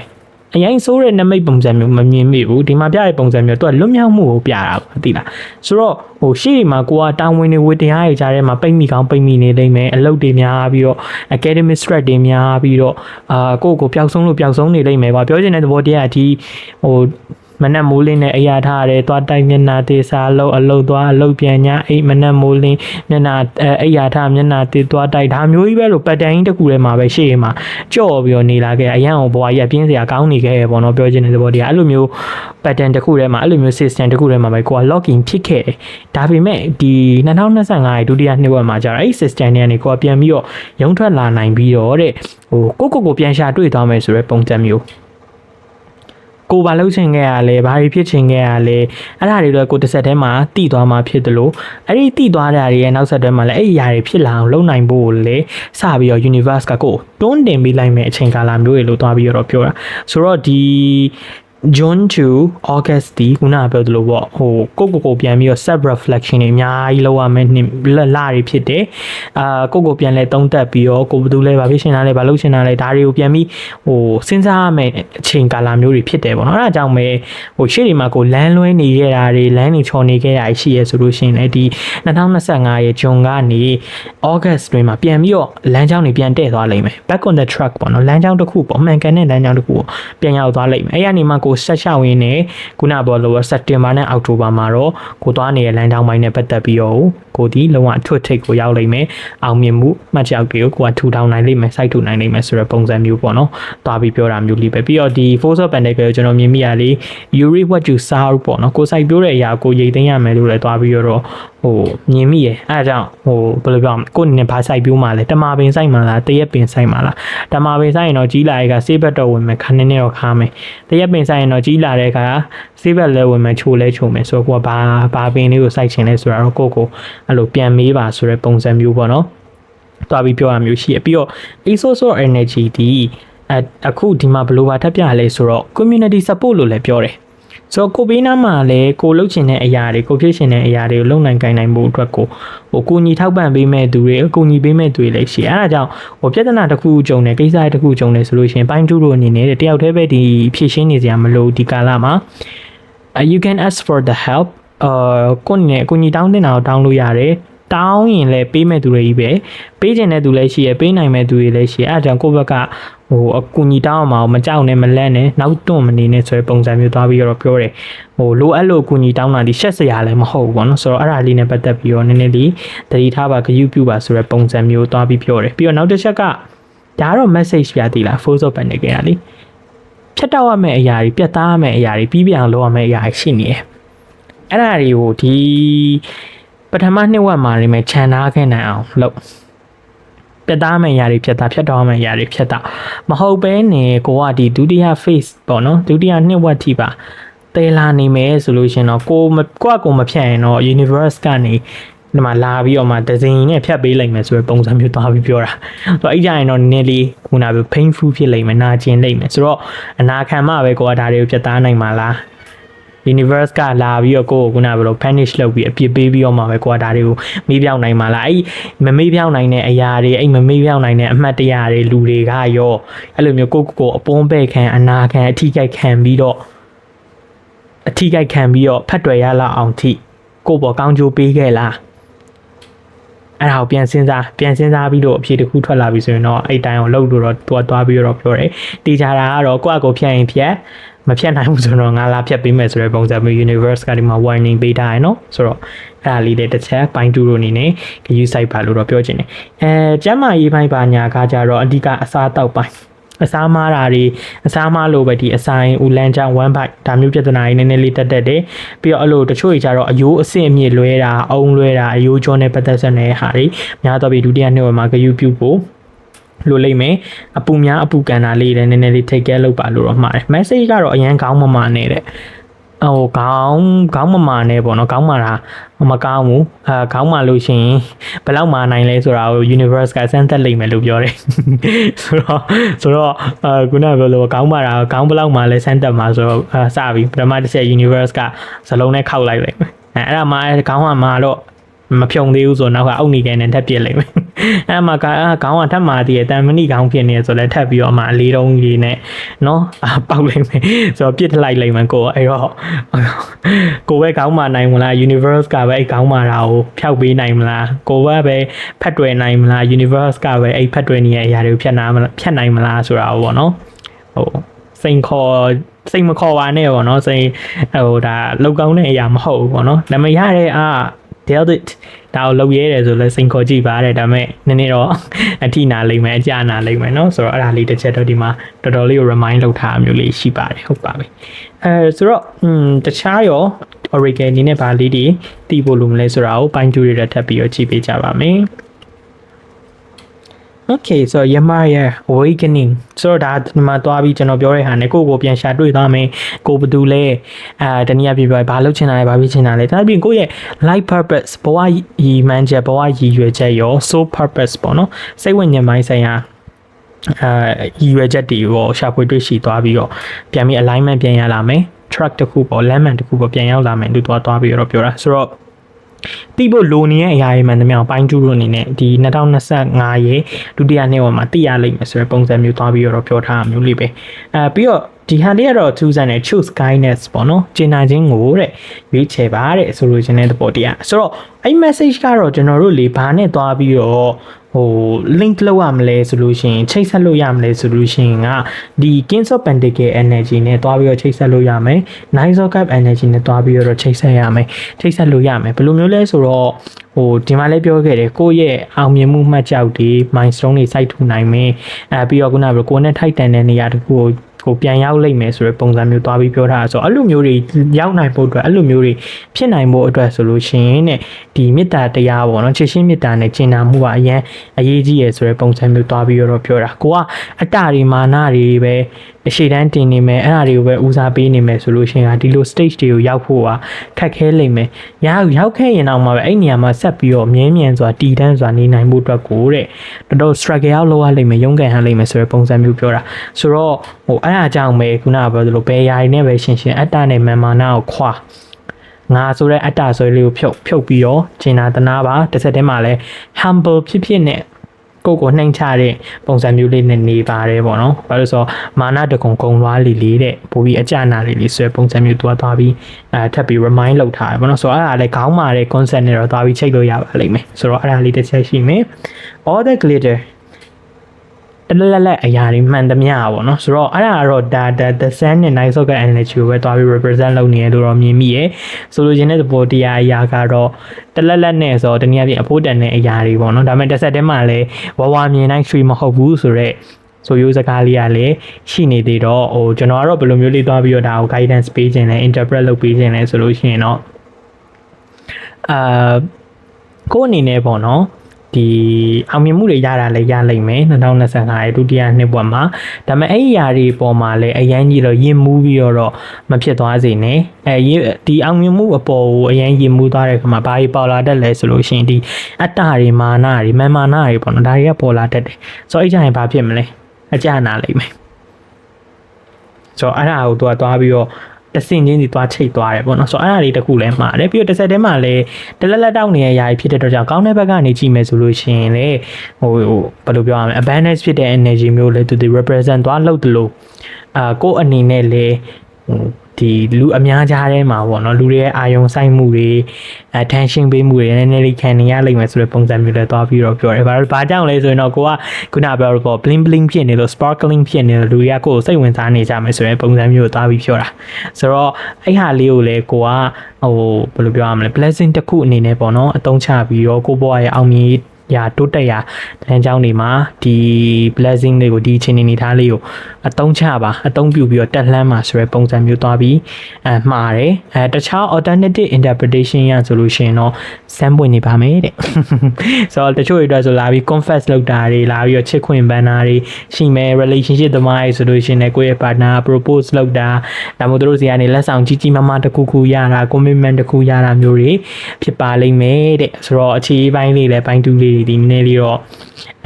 ကန်ကောင်းနေရဲ့ပုံစံမျိုးလေးလို့တော့ပြောရမယ်ဒီမှာပါတယ်ပေါ့နော်အမှမှာနောက်ဆုံးကလေးဖြစ်တဲ့ the child ပေါ့နော်နံပါတ်9ကိုစားပြုတယ်အဲ့ဒါကတော့message အနေနဲ့ဆို inner child healing လုပ်ခိုင်းနေဆိုတဲ့ပုံစံမျိုးပြောလို့ရတယ်ပြီးတော့နောက်တစ်ချက်က be playful and curious ပေါ့နော်ဆိုတော့ playful ဖြစ်နေစူးစမ်းလို့ curious ဖြစ်ဆိုစူးစမ်းလေးလာခြင်းနဲ့စိတ်လေးနဲ့တခုဆိုလဲလှုပ်ကြည့်ပါလှုပ်ရင်ကောင်းမလားမလှုပ်ရင်ကောင်းမလားအဆင်ပြေမလားတွေးမနေလှုပ်ချင်တယ်မလားလှုပ်ချလိုက်ဆိုတဲ့ပုံစံမျိုးသွားပြီးတော့ပြောတာပေါ့နော်ဆိုတော့အဲ့လိုမျိုးကိုယ့်ရဲ့စူးစမ်းလေးတဲ့စိတ်လေးလာလို့တဲ့စိတ်သိကျင်တဲ့စိတ်လေးကြောင်းပဲတဲ့ဒီအောင်မြင်မှုတွေဒီ milestone တွေဒီနေရာတွေဒီ position တွေကိုရောက်လာမှာဆိုတဲ့ပုံစံမျိုးသွားပြီးပြောတာဆိုတော့ဘာအောင်မဆိုကိုနဲ့မဆိုင်တယ်လို့ဘာတိပါတာမနေနဲ့တည်ကျင်တဲ့စိတ်စူးစမ်းလိုတဲ့စိတ်ပြင်းပြပါစေဆက်ဆူတာမျိုးမဟုတ်เนาะအဲ့ဒါနဲ့မတူဘူးเนาะဆိုတော့curious ဖြစ်တယ်ဆိုတာဒီဆိုတော့တခုဆိုလဲထားပါတော့ကိုကအလုပ်တစ်ခုလုပ်တယ်ကိုကထားပါတော့ chef တယောက်ပဲထားပါ hint ချက်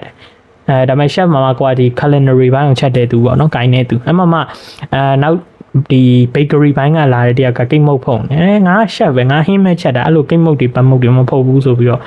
ကိုကိုနေလို့လည်းရတယ်ကိစ္စတော့မရှိဘူးဒါပေမဲ့ဒါကလည်းတတ်ထားတင်တယ်တီထားတင်တယ်ဆိုပြီးတော့ကိုကစူးစမ်းကြည့်မယ်လေ့လာကြည့်မယ်ဆိုလို့ရှိရင်တကယ်အရေးလိုတဲ့အခါမှာအရေးကြုံတဲ့အခါမှာknowledge တွေအတွေ့အကြုံတွေပြန်ပြီးအသုံးချနိုင်နိုင်မယ်ဆိုတဲ့ပုံစံမျိုးတွားပြီးပြောတာအဲ့ဒါအကြောင်းပဲလိုစူးစမ်းတတ်တဲ့စိတ်အဲ့လိုမျိုးခုနကပြောဘာတိဘာသာမနေဘဲနဲ့ပေါ့နော်ခုဆိုလဲဝိုင်းလောက်ဝိုင်းစား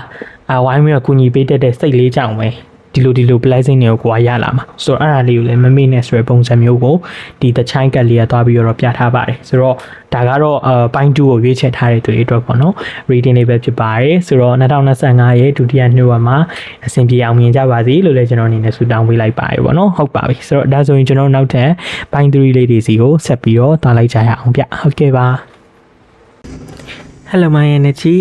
ဒါကတော့ကျွန်တော်တို့ဒီ2025ရဲ့ပေါ့နော်ဂျွန်ကနေဒီဇင်ဘာဒုတိယနှစ်ဝက်အတွက် reading လေးရဲ့ပိုင်း3ကိုရေးချထားတဲ့သူတွေတော့ပေါ့နော်hostel ခန်းနာလေးပဲဖြစ်ပါတယ်ဆိုတော့ကက်လေးတွေကိုတော့အချိန် limitation အရာပေါ့နော်ကျွန်တော်ကြိုပြီးတော့ဆွဲထားတယ်ဆိုတော့အဲ့ရနေမှာဘာလေးတွေဘယ်လိုရှိမလဲပိုင်း3လေးတွေဘာလေးတီးဖို့လိုမလဲဆိုတာကိုကျွန်တော်တို့အတူတူအဖြေရှာကြည့်ကြမယ်ပေါ့နော်Okay ဆိုတော့ပိုင်း3တွေအတွက်ဘာကြထားလဲဆိုတာအရင်ဆုံးကျွန်တော်ကြည့်ကြရအောင်ဆိုတော့ array carry ကိုတော့ခဏလောက်ထားလိုက်အောင်မယ် tarot နဲ့အရင်ဆုံးကြည့်ပါမယ်ပေါ့နော်ဆိုတော့Knight of Swords the Chariot the King the Emperor and King of Cupsဆိုတော့ major thing ကတော့ Chariot ဖြစ်တဲ့အတွက်ကြောင့်ဒီပိုင်း3တွေအနေနဲ့ကကိုယ့်အတွက်ပေါ့နော်2025ရဲ့ဒုတိယနှစ်ဝက်ဒီကိုမှရှိနေတဲ့အကြောက်တရားတွေ fears တွေဒါတွေကိုရင်ဆိုင်ပြီးတော့ကျော်လွှားဖြတ်ကျော်နိုင်မယ်အချိန်ကာလပိုင်းခြားမျိုးဖြစ်မယ်လို့တော့သူကသွားပြီးပြောထားတာမျိုးလေးရှိတယ်ပြီးတော့တစ်ဆက်တည်းမှာလည်းအဲ့ဒီအကြောက်တရားတွေကိုရင်ဆိုင်နိုင်မှုဖြတ်ကျော်နိုင်မှုအတွက်ဆိုရင်ပိုင်း3တို့အတွက်တဲ့ဒီtime management တနည်းအားဖြင့်အချိန်ကိုစီမံခန့်ခွဲမှုရဲ့ financial management ဒါမှမဟုတ် resource management ပေါ့နော်ဆိုတော့ငွေကြေးပိုင်းဆိုင်ရာစီမံခန့်ခွဲမှုဒါမှမဟုတ်လည်းကိုယ်မှရှိရဲ့အရင်းမြစ်တွေကိုအပိုလိုမရှိပေါ့နော်အလေးလွှဲမရှိနဲ့ကောင်းမွန်စွာမှန်ကန်စွာအကျိုးရှိစွာနဲ့အသုံးချနိုင်ဖို့စီမံခန့်ခွဲပြီးအသုံးချနိုင်ဖို့เนาะဆိုတော့အဲ့ဒီຢာလေးတွေကတဲ့အခရာကျလိမ့်မယ်အဲ့ဒီຢာလေးတွေကဒါတွေကိုရင်ဆိုင်နိုင်မှုအတွက်ကိုအတော်လေးစကားပြောလိမ့်မယ်ဆိုတဲ့ပုံစံမျိုးသွားပြီးတော့ပြောတာမျိုးလေးတွေရှိရဲအဲ့ဒါကြောင့်တက်နိုင်လို့ရှိရင်တော့ပိုင်း3တို့အနေနဲ့ကိုယ့်ရဲ့ဒီ second phase ပေါ့နော်2025ရဲ့ဒုတိယနှစ်ဝက်မှာဒီခြားလေးအချိန်ဆိုလဲအချိန် time table schedule တွေဒီခြားလေးစီမံခန့်ခွဲပါ manage လုပ်ပါအလားတူဆိုပဲငွေကြေးပိုင်းတွေမှာလည်းဝင်ငွေထွက်ငွေတမမျှတာအောင်ဘလို့ရှိနေတယ်ဘယ်ဟာတွေကတော့မမျှမတဖြစ်နေရစသဖြင့်ဒါမျိုးလေးတွေကိုသိအောင်ငွေကြေးပိုင်းလည်းငွေစည်းရင်းလေးတွေတခြားလောက်တာမျိုးငွေကြေးပိုင်းနဲ့ပတ်သက်ပြီးခြေဆောင်လက်ဆောင်ထားတာစုဆောင်းတာမျိုးဒါမျိုးလေးတွေလောက်ပါလို့တော့ဒါကျွန်တော်အနေနဲ့ပထမဆုံးအကြံဉာဏ်ပေးခြင်းနဲ့ပေါ့နော်အဲ့ဒါမှပဲဒီပြဿနာဒီကိစ္စကိုကိုယ်ကရင်ဆိုင်ရတဲ့အခါမှာဖြေရှင်းရတဲ့အခါမှာပို့ပြီးတော့ခံတာလိမ့်မယ်ဆိုတဲ့ပုံစံမျိုးပေါ့နော်တွားပြီးပြောထားတာမျိုးရှိတယ်အမှထူးထူးခြားခြားမှန်းလို့ရတာကကျတော့ဒီ force of wine energy ကဘာလို့တွားပြောနေရလဲဆိုတော့မွေးနေပြောရရင်တော့စုံစည်းခြင်းဆိုတဲ့သဘောတရားကိုတွားပြီးပြောတာ union နဲ့ make ကိုစောင့်နေရပေါ့နော်ဆိုတော့ပွင့်လင်းပြောရရင်တော့romance ဘိုင်းမှာအခြေမြစ်တာရေးဘိုင်းမှာဒီဘိုင်း3လေးတွေအနေနဲ့နည်းနည်းလေးဘယ်လိုပြောရမလဲကိုယ့်ရဲ့ချစ်ချင်းမြစ်တာကအယောင်ပြန်ဟက်လာမယ်ဆိုတဲ့ပုံစံမျိုးသွားပြီးပြောတာဥပမာထားပါတော့ကိုက crush တယောက်လူတယောက်ကိုအနေနဲ့လာအကြိုက်ပြီးသဘောကျနေခဲ့သူအနေနဲ့လေဒီ2025ရဲ့ဒုတိယနှစ်ဝက်အချိန်ကာလလောက်ဆိုရင်တော့ဒီ6လပိုင်း10လပိုင်းလောက်သွားမယ်အဲ့လောက်မှာကိုချစ်ခဲ့ကြိုက်ခဲ့တဲ့ကိုရဲ့ချစ်ချင်းမြတ်တာတွေစေတနာတွေကရောင်ပြန်ဟက်လာပြီးတော့တစ်ဖက်လူကလည်းကိုအရင်ကမစင်းစားပေးခဲ့ဘူးဆိုလို့ရှိရင်တော့ညင်းထားခဲ့ရင်တော့ကိုအခွင့်အရေးပေးလာနိုင်တဲ့ပုံစံမျိုးတချို့ကြောင့်လည်းအဲ့လိုမျိုးနဲ့ဟိုမှကို further လက်သွားနိုင်တဲ့အနေအထားမျိုးတွေပါသွားပြီးတော့ပြတယ်minority အတွက်ပေါ့နော်အ ਨੇ စုအတွက်ကကြောက်ဘလို့သွားဖြစ်တယ်လဲဆိုတော့ကိုသဘောကျနေတဲ့သူကလည်းကိုပြန်ပြီးသဘောကျနေတဲ့အနေအထားမျိုးတွေပေါ်ပေါက်လာတတ်တယ်ဖြစ်လာတတ်တယ်လို့လည်းသွားပြီးပြောထားတာမျိုးလေးရှိရဲဆိုတော့single တွေcrush ရဲ့သူတွေပါနေနေတော့နည်းနည်းလေးဒီဒုတိယနှစ်ဝက်တီးပေါ့နော်ကြီးမားတဲ့ပြောင်းလဲခြင်းတွေသူနဲ့ကိုယ်နဲ့ကြားမှာရှိလာနိုင်တယ်အဲ့ပြောင်းလဲခြင်းတွေကလည်းပို့ပြီးတော့နီးစပ်ဖို့နီးကပ်ဖို့အတွက်ပေါ့နော်လိုအပ်တဲ့ကောင်းမွန်တဲ့ပြောင်းလဲခြင်းတွေလို့တော့ကျွန်တော်နေနဲ့မြင်မိရဆိုတော့ကြိုပြီးတော့ congratulations ဆိုပြီးတော့လောက်ထားခြင်းနဲ့ relationship တမားတွေ RS တမားတွေကြတော့သူက higher level commitment ရမယ်ဆိုတဲ့ပုံစံမျိုးသွားပြီးပြောတာဆိုတော့ကိုချစ်ရတဲ့သူစီကနေခုနပြော engage လုပ်ဖြစ်သွားတာမျိုးတွေတချို့ကြောင့် merit ပဲဖြစ်သွားနိုင်တဲ့အနေအထားမျိုးတွေဘာတွေကိုပို့ပြီးတော့မြင်မိတယ်တချို့ကြလည်းခုနပြောသူတို့ situationship တွေကနေအဆင့်တက်သွားနိုင်မယ်ဆိုတော့တေချာတာကတော့လက်ရှိကိုရောက်နေတဲ့အနေအထားထပ်ပို့ပြီးတော့တစ်ဖက်လူနဲ့နီးစပ်လာမယ်နီးကပ်လာမယ်နီးစပ်တဲ့နီးကပ်တဲ့ဆိုတာမှလည်းဒီ terms တွေအရာတွေမဟုတ်ဘူးပေါ့နော်စိတ်နှလုံးသားချင်းရောခံစားချက်ချင်းရပါပို့ပြီးလေးနဲ့လာမှာမျိုးဆိုတော့ yes relationship ရှိတဲ့သူတွေအနေနဲ့ higher level commitment တွေကိုဒီ2025ရဲ့ဒုတိယနှစ်ဝက်မှာသွားပြီးမှန်းလို့ရတယ်ဘယ်ချိန်လောက်ဖြစ်မလဲဆို within 4 months လို့ပြရတယ်ဆိုတော့6လပိုင်းကနေ10လပိုင်းလောက်ကြာကာလအတွင်းမှာအဲ့ဒါမျိုးတွေဖြစ်လာနိုင်တယ်ဆိုတဲ့သဘောတရားမျိုးပေါ့နော်သူကသွားပြီးပြောထားတာမျိုးလေးတော့ရှိတယ် Chariot နဲ့ဒီမှာချိတ်ဆက်နေတဲ့ energy ဒီnice sword လို့ပြောလို့ရတယ်ဒီမှာဆိုလဲဒါသူကစစ်တိုက်သွားနေစစ်ပွဲမှာစစ်တိုက်နေရဲဆိုတဲ့ပုံစံပေါ့နော် Chariot ကလည်းတနည်းအားဖြင့်ပြောရင်စစ်ထွက်တိုက်တဲ့ပုံစံမျိုးဆိုတော့ပုံမှန်လင်းလင်းပြောရရင်တော့အရှိမလဲ mention လုပ်ခဲ့ပြီးသားပြောခဲ့ပြီးသား Chariot ကြောင့် Chariot energy ကြောင့်ပေါ့နော်ပိုင်း3တို့အနေနဲ့ကိုယ့်ရဲ့အကြောက်တရားကိုရင်ဆိုင်ရနိုင်မယ်ဆိုတော့ကျွန်တော်ပြောရဲ့ instruction လေးကိုသေချာ follow လုပ်နိုင်ရင်အဲ့ဒီတိုက်ပွဲမှာကိုကအောင်နိုင်လိမ့်မယ်ဆိုတဲ့ပုံစံမျိုးပေါ့နော်တွားပြီးမြင်မိတယ်ဆိုတော့ဘာရေးကြည့်မလဲစစ်ပွဲတစ်ပွဲမှာပြူပါရေးကြည့်မယ်စီမံခန့်ခွဲမှုအရေးကြီးလိမ့်မယ်ဆိုတော့အဲ့ဒါကိုဒါတေချာလုပ်ရင်ဘာကြီးပဲဖြစ်နေကိုနေနဲ့အနိုင်ရအောင်တိုက်နိုင်လိမ့်မယ်ဆိုတဲ့ပုံစံမျိုးသွားပြီးပြောတယ်ပြီးတော့အဲ့လိုကိုယ်မှာလက်ရှိနေတဲ့ social conflict တွေလေလူမှုရေးပိုင်းဆိုင်ရာအနှောက်အယှက်တွေအစင်မပြေမှုတွေပါတယ်အဲ့ဒါမျိုးတွေကိုရှိနေမယ်ဆိုလို့ရှိရင်လည်းအဲ့ဒါတွေကဒီ2025ရဲ့ဒုတိယနှစ်ဝက်မှာပြေလည်သွားဖို့ရှိရဆိုတဲ့ပုံစံမျိုးသွားပြီးပြတယ်အမှန်မှာတချို့တွေအတွက်ကြတော့ဘယ်လိုပြောရမလဲ revenge ပေါ့နော်ကလစားချေဝင်ရတဲ့ပုံစံမျိုးတချို့တွေကြတော့လေ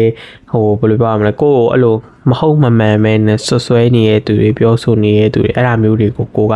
ပြန်ပြီးတော့လက်တုံ့ပြန်နိုင်တာမျိုးမဟုတ်ရင်တော့အဲ့လိုဖုံးကွယ်နေတဲ့အမှန်တရားပေါ်ပေါက်လာတာမျိုးတွေပါလေဖြစ်လာနိုင်တယ်လို့ပေါ့နော်ဒီ nice sort energy လေးကသွားပြီးတော့ပြောတယ်ဆိုတော့ခြုံကြည့်ရရင်တော့တေချာတာဒီကိုယ့်ရဲ့ကြောက်တရားကိုရင်ဆိုင်ရင်းနဲ့ပဲကိုယ့်ရဲ့လူမှုရေးပိုင်းမှာကြုံနေရတဲ့နားလည်မှုလွယ်တဲ့ကိစ္စရက်ဒီကိုယ့်ရဲ့ယုံကြည်မှုကိုလွဲသုံးစားလုပ်တယ်နောက်ကြောတာနဲ့ထိုးတဲ့ကိစ္စရက်ဒီပါဒါတွေကိုပါဖြည့်လည်အောင်ဖြည့်ရှင်းနိုင်လိမ့်မယ်လက်တုံပြန်ရမယ့်ကိစ္စလေးတွေကိုလည်းလက်တုံပြန်ဝင်ရမယ်ဆိုတဲ့သဘောတရားလေးကိုသွားပြီးပြောတာပြီးတော့ဒီ nice sport ကသူကမြင်ဆန်ဖြစ်တတ်တယ်လို့လည်းပြောတယ်ဆိုတော့မြန်ဆန်မှုကိုလည်းပြတဲ့ကတ်ကိုဒါပေမဲ့ဒီမှာတော့ကျွန်တော်အဲ့ဒါကို guidance တစ်ခုအနေနဲ့ပဲပို့ပြီးတော့မြင်မိအဓိကအလော30မလုံးနဲ့ဗာနေအလင်းစလိုမလုံးနဲ့ဆိုတဲ့ပုံစံမျိုးလေးကိုပြောတယ်အလင်းစလိုလုံးရင်အလော30လုံးရင်အလင်းလိုအနေဖြစ်ဆိုတဲ့အတိုင်းပဲပို့ပြီးတော့အမားကြီးပါလာနိုင်တယ်ဆိုတဲ့ပုံစံမျိုးသွားပြီးပြောတော့လေအဲ့ဒါလေးတော့နည်းနည်းလေးကယူဆိုင်ပါဆိုတဲ့ပုံစံမျိုးတော့ဒါကျွန်တော်မှားချင်တယ်ပေါ့နော်အမှန်မှာထူးဆန်းတာတစ်ခုကဘာလဲလို့ပြောလို့ရှိရင်ဒီဘယင်နှစ်ကပ်ပါတာပေါ့နော်ဆိုတော့ King of Cup လည်းပါတယ် King of Cup ဆိုလဲဒါဘယင်ပဲ Emperor ဒီလည်းတနည်းအားဖြင့်ပြောလို့ရှိရင်ဒါဘယင်ပဲပေါ့နော် Icarus ဘယင်ကြီးပဲဆိုတော့ဒီနှစ်ခုကဘာလို့သွားပြရလဲဆိုပိုင်း3တွေကဒီကိုယ့်ရဲ့ fear ကိုရင်ဆိုင်ရင်းနဲ့ပဲဘာထက်လောက်ရမှာလဲဆိုတော့ကိုပြန်ရှာရဲဆိုတာတက်လေကိုပြန်ပြီးဦးစားပေးရမယ် prioritize လုပ်ရမယ်ဆိုတဲ့ပုံစံမျိုးသွားပြီးပြောတာဆိုတော့self love ကိုပြနေရလို့လည်းမြင်မိတယ်ဘာလို့ဆိုရှေ့ကာလတွေမှာတဲ့ပိုင်း3လေးတွေတော်တော်များများက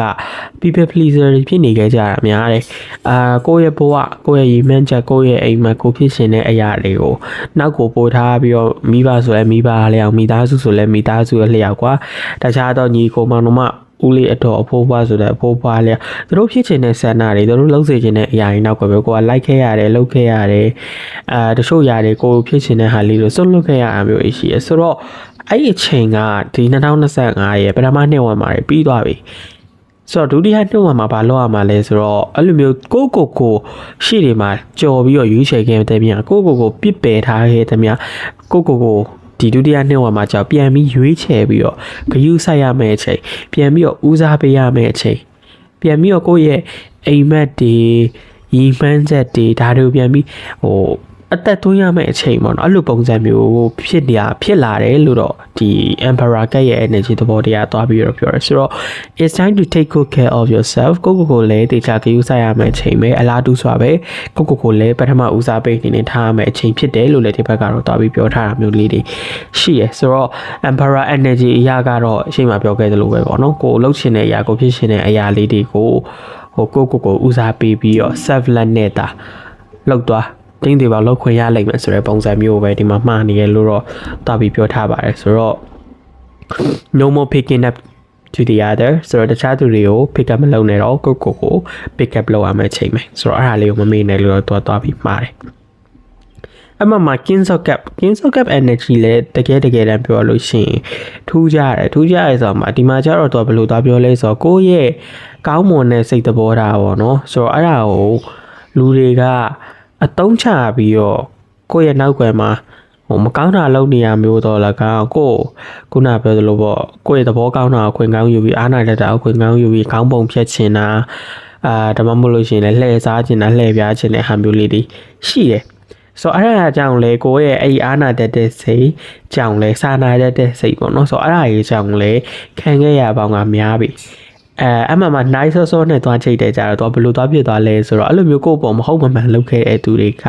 ကဒီ2025ရဲ့ဒုတိယနှစ်မှာပြန်ပြီးတော့သူတို့ကန်ရင်ကြိုခံစားရလိမ့်မယ်ဆိုတဲ့ပုံစံမျိုးသွားပြီးပြောတယ် karmic cycle တစ်ပတ်လဲလိမ့်မယ်အဲ့ဒါကြောင့်ကိုယ့်ပေါ်မစစ်မှန်ခဲ့တဲ့သူတွေမကောင်းခဲ့တဲ့သူတွေနဲ့လည်းသူတို့လုပ်ခဲ့သည့်လုပ်ရက်တွေအလျောက်တံပြန်အကျိုးတက်ရောက်မှုအကျိုးရလက်အကျိုးဆက်ကိုပြန်ခံစားရလိမ့်မယ်အလားတူစွာပဲကိုတီလဲကိုလုပ်ခဲ့တဲ့အရာတွေကောင်းတာဆိုလဲကောင်းတာလျောက်ဆိုးတာဆိုလဲဆိုးတာအလျောက်ကိုပြန်ပြီးတော့အဲ့ရနေခံစားမယ့်ရခံစားဆန်စားမယ့်ရဆန်စားရပါတော့မယ်ဆိုတဲ့ပုံစံမျိုးလေးဒီမှာသွားပြီးပြောတာပြီးတော့ Kings of Cup ဒီနည်းနည်းလေး emotion ပေါ့နော်စိတ်ခံစားချက်ပါတွေအတက်အကျမြန်တတ်တယ်အဲ့အတွက်ကြောင့်ပဲကျွန်တော်တော့ဗာလေးမှခြင်းလဲဆိုတော့တတိလေးကပ်ပြီးတော့ကိုယ့်ရဲ့စိတ်ကိုတေချာလေးထိမ့်မှလို့တော့ပြောတယ်ဘာလို့ဆိုဒီဘယင်နှစ်ကက်ကလည်းသူပြနေတဲ့ပုံစံမျိုးဒီ Kings of Cup ဆိုတာ unconscious ကိုပြတာမသိစိတ်ကိုရည်ညွှန်းနေတာဆိုတော့မသိစိတ်ကိုသိစိတ်နဲ့ကိုကထိမ့်ပေါ့နော်ထိမ့်နေဆိုတာမှလည်းအများတိုင်းထိမ့်ချုပ်နေကြရတော့မလိုဘူးလိုရတဲ့ချိန်မှာတတိလေးကပ်ပြီးတော့ကိုကနဲ့ကိုထိမ့်မှာဆိုတဲ့ပုံစံမျိုးပြောတယ်အလားတူဆိုပဲ Chariot မှာလည်းအဲ့ energy ပါတယ်တီးစိတ်မတီးစိတ်ကိုကတေချာမျှချင်နေအောင်ထိမ့်နိုင်မှာ balance ဖြစ်အောင်ညှိနှိုင်းနိုင်မှာပဲကိုလိုချင်တဲ့အရာကိုပြည့်ချင်တဲ့အရာကိုသွားချင်တဲ့ပန်းနိုင်ကိုကတက်မတ်နဲ့ဒီဇိုင်းမတ်ရောက်လာလိမ့်မယ်ဆိုတဲ့ပုံစံမျိုးတွားပြီးပြောထားတာမျိုးလေးရှိရဲဆိုတော့အဲ့ဒါလေးလည်းတစ်ချက်ကျွန်တော်ဖြည့်ဆွတ်ပြီးတော့မှားချင်တယ်နောက်ဆုံးရတဲ့ message ကတော့ပါရှိသေးလဲဆို Kings of Cup ပေါ်ပဲအခြေခံပြီးတော့လေးတော့ဘာထပ်ပြောလဲဆိုတော့နည်းနည်းလေးလူတွေကိုကူညီတဲ့ပိုင်းလေးတွေမှာတတိထားဖို့ပြောတယ်တခြားတော့မဟုတ်ဘူးအဓိကကိုယ့်ရဲ့စေတနာကြောင့်ကိုကူညီလိုက်တယ်ဒါပေမဲ့အဲ့စေတနာဝေဒနာဖြစ်သွားတတ်တယ်ဆိုရင်ပုံစံမျိုးလေးသွားပြီးပြောတာဆိုတော့ကိုကတော့ငါကူညီလိုက်ရင်တော့သူတက်တာသွားမယ်အဆင်ပြေသွားမယ်ဆိုရွေးချက်လေးကူညီလိုက်ပြီးမှတကယ်နဲ့ကိုကူညီလိုက်ကမှသူ့မှာပို့ပြီးတော့ချိန်နေလေးစိုးသွားတာမျိုးလေးနည်းနည်းလေးဖြစ်တတ်တယ်ဆိုတော့စေနာဝေဒနာဖြစ်တတ်တဲ့ချိန်နေထားလေးတွေအကြောင်းတော့လူတွေကိုကူညီတဲ့အပိုင်းတချို့ပြဿနာတွေကိုဝင်ဖြေရှင်းပေးတဲ့အပိုင်းလေးမှာနည်းနည်းလေးခယူပြဂျားတုံးကြမဝင်နဲ့ကျွဲနဲ့ကာခွေတဲ့ဂျားနေမိစားပဲဖြစ်တတ်တဲ့ဆိုတဲ့ပုံစံမျိုးသွားပြီးပြောတယ်ဆိုတော့သူများတွေကိစ္စရဲ့ဒီပြဿနာတွေကိုမလိုအပ်ပဲနဲ့မဆိုင်မဲနဲ့တိတ်ပြီးဝင်မပါနဲ့အဲ့ဒါလေးရနည်းနည်းလေးကိုခေါင်းခဲစေလာနိုင်တဲ့ကိစ္စလေးတွေချိန်နေထားမျိုးလေးရှိလာနိုင်တယ်လို့သူကသွားပြီး remind လုပ်တယ်ပေါ့နော်ဆိုတော့အဲ့ဒါလေးတစ်ချက်ကိုလည်းမမေ့ပါနဲ့လို့ပဲမှချင်ပါတယ်ဗျဟုတ်ကဲ့ပါဆိုတော့ Oracle တွေကတော့ဘာတွေပြောထားလဲဆိုတော့ကျွန်တော်တို့တစ်ချက်ကြည့်ကြရအောင်ပေါ့နော်ဆိုတော့ attitude worthiness healing myself by the book and the hunter ပေါ့နော်ဆိုတော့ဒီကလေးကတော့ဘာသွားပြောလဲဆို worthiness ဒီ Emperor ကပေးတဲ့ message နဲ့တော်တော်တူတယ်ဆိုလိုချင်တဲ့သဘောတရားကကိုကဘာနဲ့ထိုက်တန်လဲကိုဘာလှုပ်ချင်ခဲ့ရလဲဘာဖြစ်ချင်ခဲ့ရလဲအဲ့ဒါတွေကိုလှုပ်ခွင့်ရပြီပေါ့နော်ဘာလို့လဲဆိုရှေ့ဒီမှာလဲကိုလှုပ်ပေးနိုင်ကြလောက်အကောင်းဆုံးတခြားလူတွေပေါ်ကိုလှုပ်ပေးခဲ့ပြီးဖြစ်တဲ့အတွက်ကြောင့်အခုချိန်မှာပြန်ပြီးတော့ကိုရဲ့ထိုက်တန်မှုကိုရဲ့စစ်မှန်မှုကိုပြန်ရှာဖွေပါကိုပြန်ပြီးဦးစားပေးပါဆိုတဲ့ message လေးကိုဒီကလေးကသွားပြီးတော့ confirm လုပ်ပေးရလို့ပြောလို့ရတယ်ပြီးတော့ healing myself healing my lineage ကကြတော့ तू ကန်ကျွေးချေရတဲ့သဘောတရားလေးကိုလည်းပြတယ်လို့ကန်ကျွေးချေရတဲ့သဘောတရားဒီ Kings of Cup မှာပါတယ်နော်ဆိုတော့ကိုရှိမှာကောင်းတာလောက်တိုင်းလည်းကောင်းသေးလေဆိုးတာလည်းဆိုးရအလျောက်ကို ကိုခံစားရမယ်စံစားရမယ်လို့ကျွန်တော်ပြောခဲ့ပြီးသားအလားတူဆိုပဲကိုပေါ်မယုံမပြောင်းလုပ်ခဲ့တဲ့သူတွေကောင်းမွန်ဖြတ်ခဲ့တဲ့သူတွေလည်းသူတို့လုပ်ခဲ့တဲ့လုပ်ရက်တွေပေါ်နဲ့အပေါ်မူတည်ပြီးတော့ပေါ့နော်ဟိုကန်ကြိုးခံစားရမယ်ဆိုတဲ့ပုံစံမျိုးတွားပြီးပြောတာမျိုးဆိုတော့ဟိုခုနပြောသလိုပေါ့ကာမီတက်တွေကိုကန်ကြွေးတွေကိုလို့ခြေရမယ်ဆက်ရမယ်ဆိုတဲ့ပုံစံမျိုးလို့လည်းပြောတယ်ပြီးတော့တချို့ဘိုင်းနေမှာကြာကျွန်တော်တွေ့ရမိရာကဒီ forgiveness ပေါ့နော်ခွင့်လွှတ်ခြင်းတရားပေါ့ဆိုတော့ဟုတ်ပြီလူတွေကကိုယ့်ပေါ်မဟုတ်မမှန်နေတယ်လောက်ခဲ့ကောင်လောက်ခဲ့လိမ့်မယ်မယုံမပြောင်းကိစ္စတွေယုံကြည်မှုတွေလွဲသုံးစားလုပ်ခဲ့တာတွေ backstabbing လုပ်တာတနည်းအားဖြင့်နောက်ကျောကိုဓာတ်နဲ့ထိုးရတယ်ရှီကောင်းရှိခဲ့လိမ့်မယ်ဆိုတော့အဲ့ဒါတွေနဲ့ပတ်သက်ပြီးတော့လေကိုယ်စိတ်ထဲမှာ emperor energy ကတွေးမှတ်ထားတော့မယ်read ဖြစ်နေတော့မှအဲ့ဒါကြောင့်လေကိုကမငြိမ်းချမ်းနေဦးမအေးချမ်းနေဦးဆိုတော့အဲ့ဒါကြောင့်ပဲကိုက fitting လည်းဖြစ်ခဲ့တယ်ခံရတဲ့သူလည်းဖြစ်ခဲ့တယ်ဒါပေမဲ့အခုဒီလေကိုကမငြိမ်းချမ်းနေဦးဆိုတဲ့ပုံစံမျိုးတခြားသူတွေကကြာလောက်ခဲ့တဲ့သူတွေပေါ့နော်ဆိုတော့အဲ့ဒီသူတွေကကြာတော့ဟိုသူကနဲ့သူတို့အဆင်ပြေနေအဲ့ဒါကြီးကိုကမြင်ရကောင်ပို့ပြီးတော့ပူလောင်နေရတယ်ပို့ပြီးတော့ဟိုဒါနဲ့ပတ်သက်ပြီးတော့ပေါ့နော်ဘာလဲဆိုပြီးတော့အတွေးများနေရတယ်ပေါ့နော်ဆိုတော့ဒီကိစ္စရဲ့ရှေ့မှာအဲ့လိုကိစ္စမျိုးတွေကြောင့်ဖြစ်ခဲ့ရတဲ့ကြုံခဲ့ရတဲ့ခံစားခဲ့ရတဲ့ဟာတွေဒီအခုချိန်မှာဟိုအခုတက်ပြီးတဲမလာနေတော့ပေါ့နော်ပြောချင်တဲ့သဘောတရားဒါတွေကိုခွင့်လွှတ်လိုက်တော့ accept လုပ်လိုက်တော့ forgive လုပ်လိုက်တော့ဆိုတဲ့ပုံစံမျိုးသွားပြီးပြောအဲ့အမှပဲကိုယ်အနေနဲ့စစ်မှန်တဲ့ငြိမ်းချမ်းမှုကိုရှာတွေ့နိုင်မယ်ပြီးတော့တို့ကလည်းခုနကဘာမှမဖြစ်ပဲတော့ဒီတိုင်းဟောဖြစ်သွားမှမျိုးမဟုတ်ဘူးကုသိုလ်ကံအကြံလေးတွေရှိနေသေးတဲ့အတွက်ကြောင့်ဒါတွေကိုတို့လုပ်ခဲ့တဲ့အတိုင်းတို့ပြန်မကန်စားရသေးတာဒါပေမဲ့ဒီမှာဒီKings of Cup energy ကကာမစ်စာကလည်းပြန်ပြီးလဲမှာမျိုးဆိုတို့လည်းနီးနေမြန်ကန်စားရတော့မှာဖြစ်တယ်ဆိုတော့အဲ့ဒါအောင်မှကိုကထပ်ပြီးဒါကြီးကိုထပ်တဲဆောင်ထားနေအောင်မယ် holding လုပ်ထားနေအောင်မယ်ထွေးပွေထားနေအောင်မယ်ဆိုလို့ရှိရင်တော့ကိုကဘလို့မှအေးချမ်းနိုင်မှာမဟုတ်တော့ပူလေ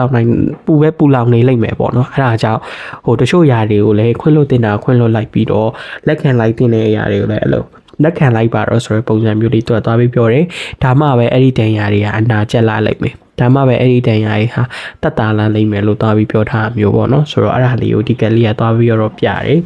by the book ရဲ့အရာကတော့ तू ကလေဟို message လို့တော့မြင်မိရဘာလဲလို့ပြောလို့ရှိရင်တော့ဟိုဘောင်းနေစီးတွေကနေရုံထွက်ပါဆိုတဲ့ပုံစံမျိုး emperor သဘောတရားကလည်းအဲ့လိုပဲစီးတွေဘောင်းနေထဲမှာကိုကဘောင်ခတ်ထားခံရတယ်ပေါ့နော်ဆိုတော့2025ရဲ့ဒုတိယနှစ်ဝါကအဲ့ဘောင်တွေကိုစီးတွေကိုချိုးဖြတ်ပြီးတော့ကိုတိုင်းဒီစီးတွေပေါင်းနေတတ်မှတ်ရမယ်အချိန်ကာလမျိုးအရင်တော့သူများတွေတတ်မှတ်ထားတဲ့ဘောင်တွေစီးတွေထဲမှာပဲကိုကနေခဲ့ရတယ်ခုကတော့အဲ့ဘောင်တွေစီးတွေအကုန်လုံးကိုချိုးဖြတ်မယ်ချိုးဖြတ်ပြီးသားလို့ရှိရင်ကိုတိုင်းဘယ်ကနေဘယ်ထိရတော့ငါရဲ့ဘလူးဘောင်တွေဖြစ်တယ်ဘယ်ကနေဘယ်ထိရတော့ငါရဲ့ဘလူးစီးလေးဖြစ်တယ်ဆိုတာမျိုးအဲ့လို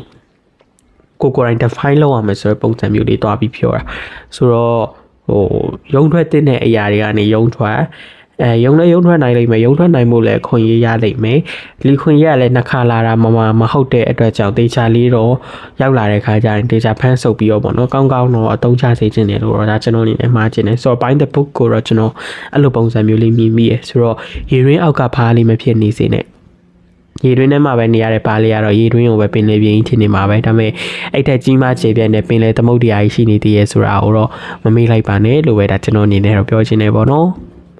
နောက်ဆုံးဂျန်နဲ့ဒီ the hunter ပေါ့နော်ဆိုတော့အဲ့ခက်ကလေသူကသွားပြီးပါပြောလဲဆိုတော့အချိန်နေနဲ့အချိန်ခါကိုလိုက်ပြီးလှုပ်ရှားဖို့လို့ရလို့ပြောတယ်မုတ်ဆိုးတွေကဓာတ်ကောင်ကိုဖမ်းဖို့အတွက်ဖမ်းမိနိုင်ဖို့အတွက်ဆိုလို့ရှိရင်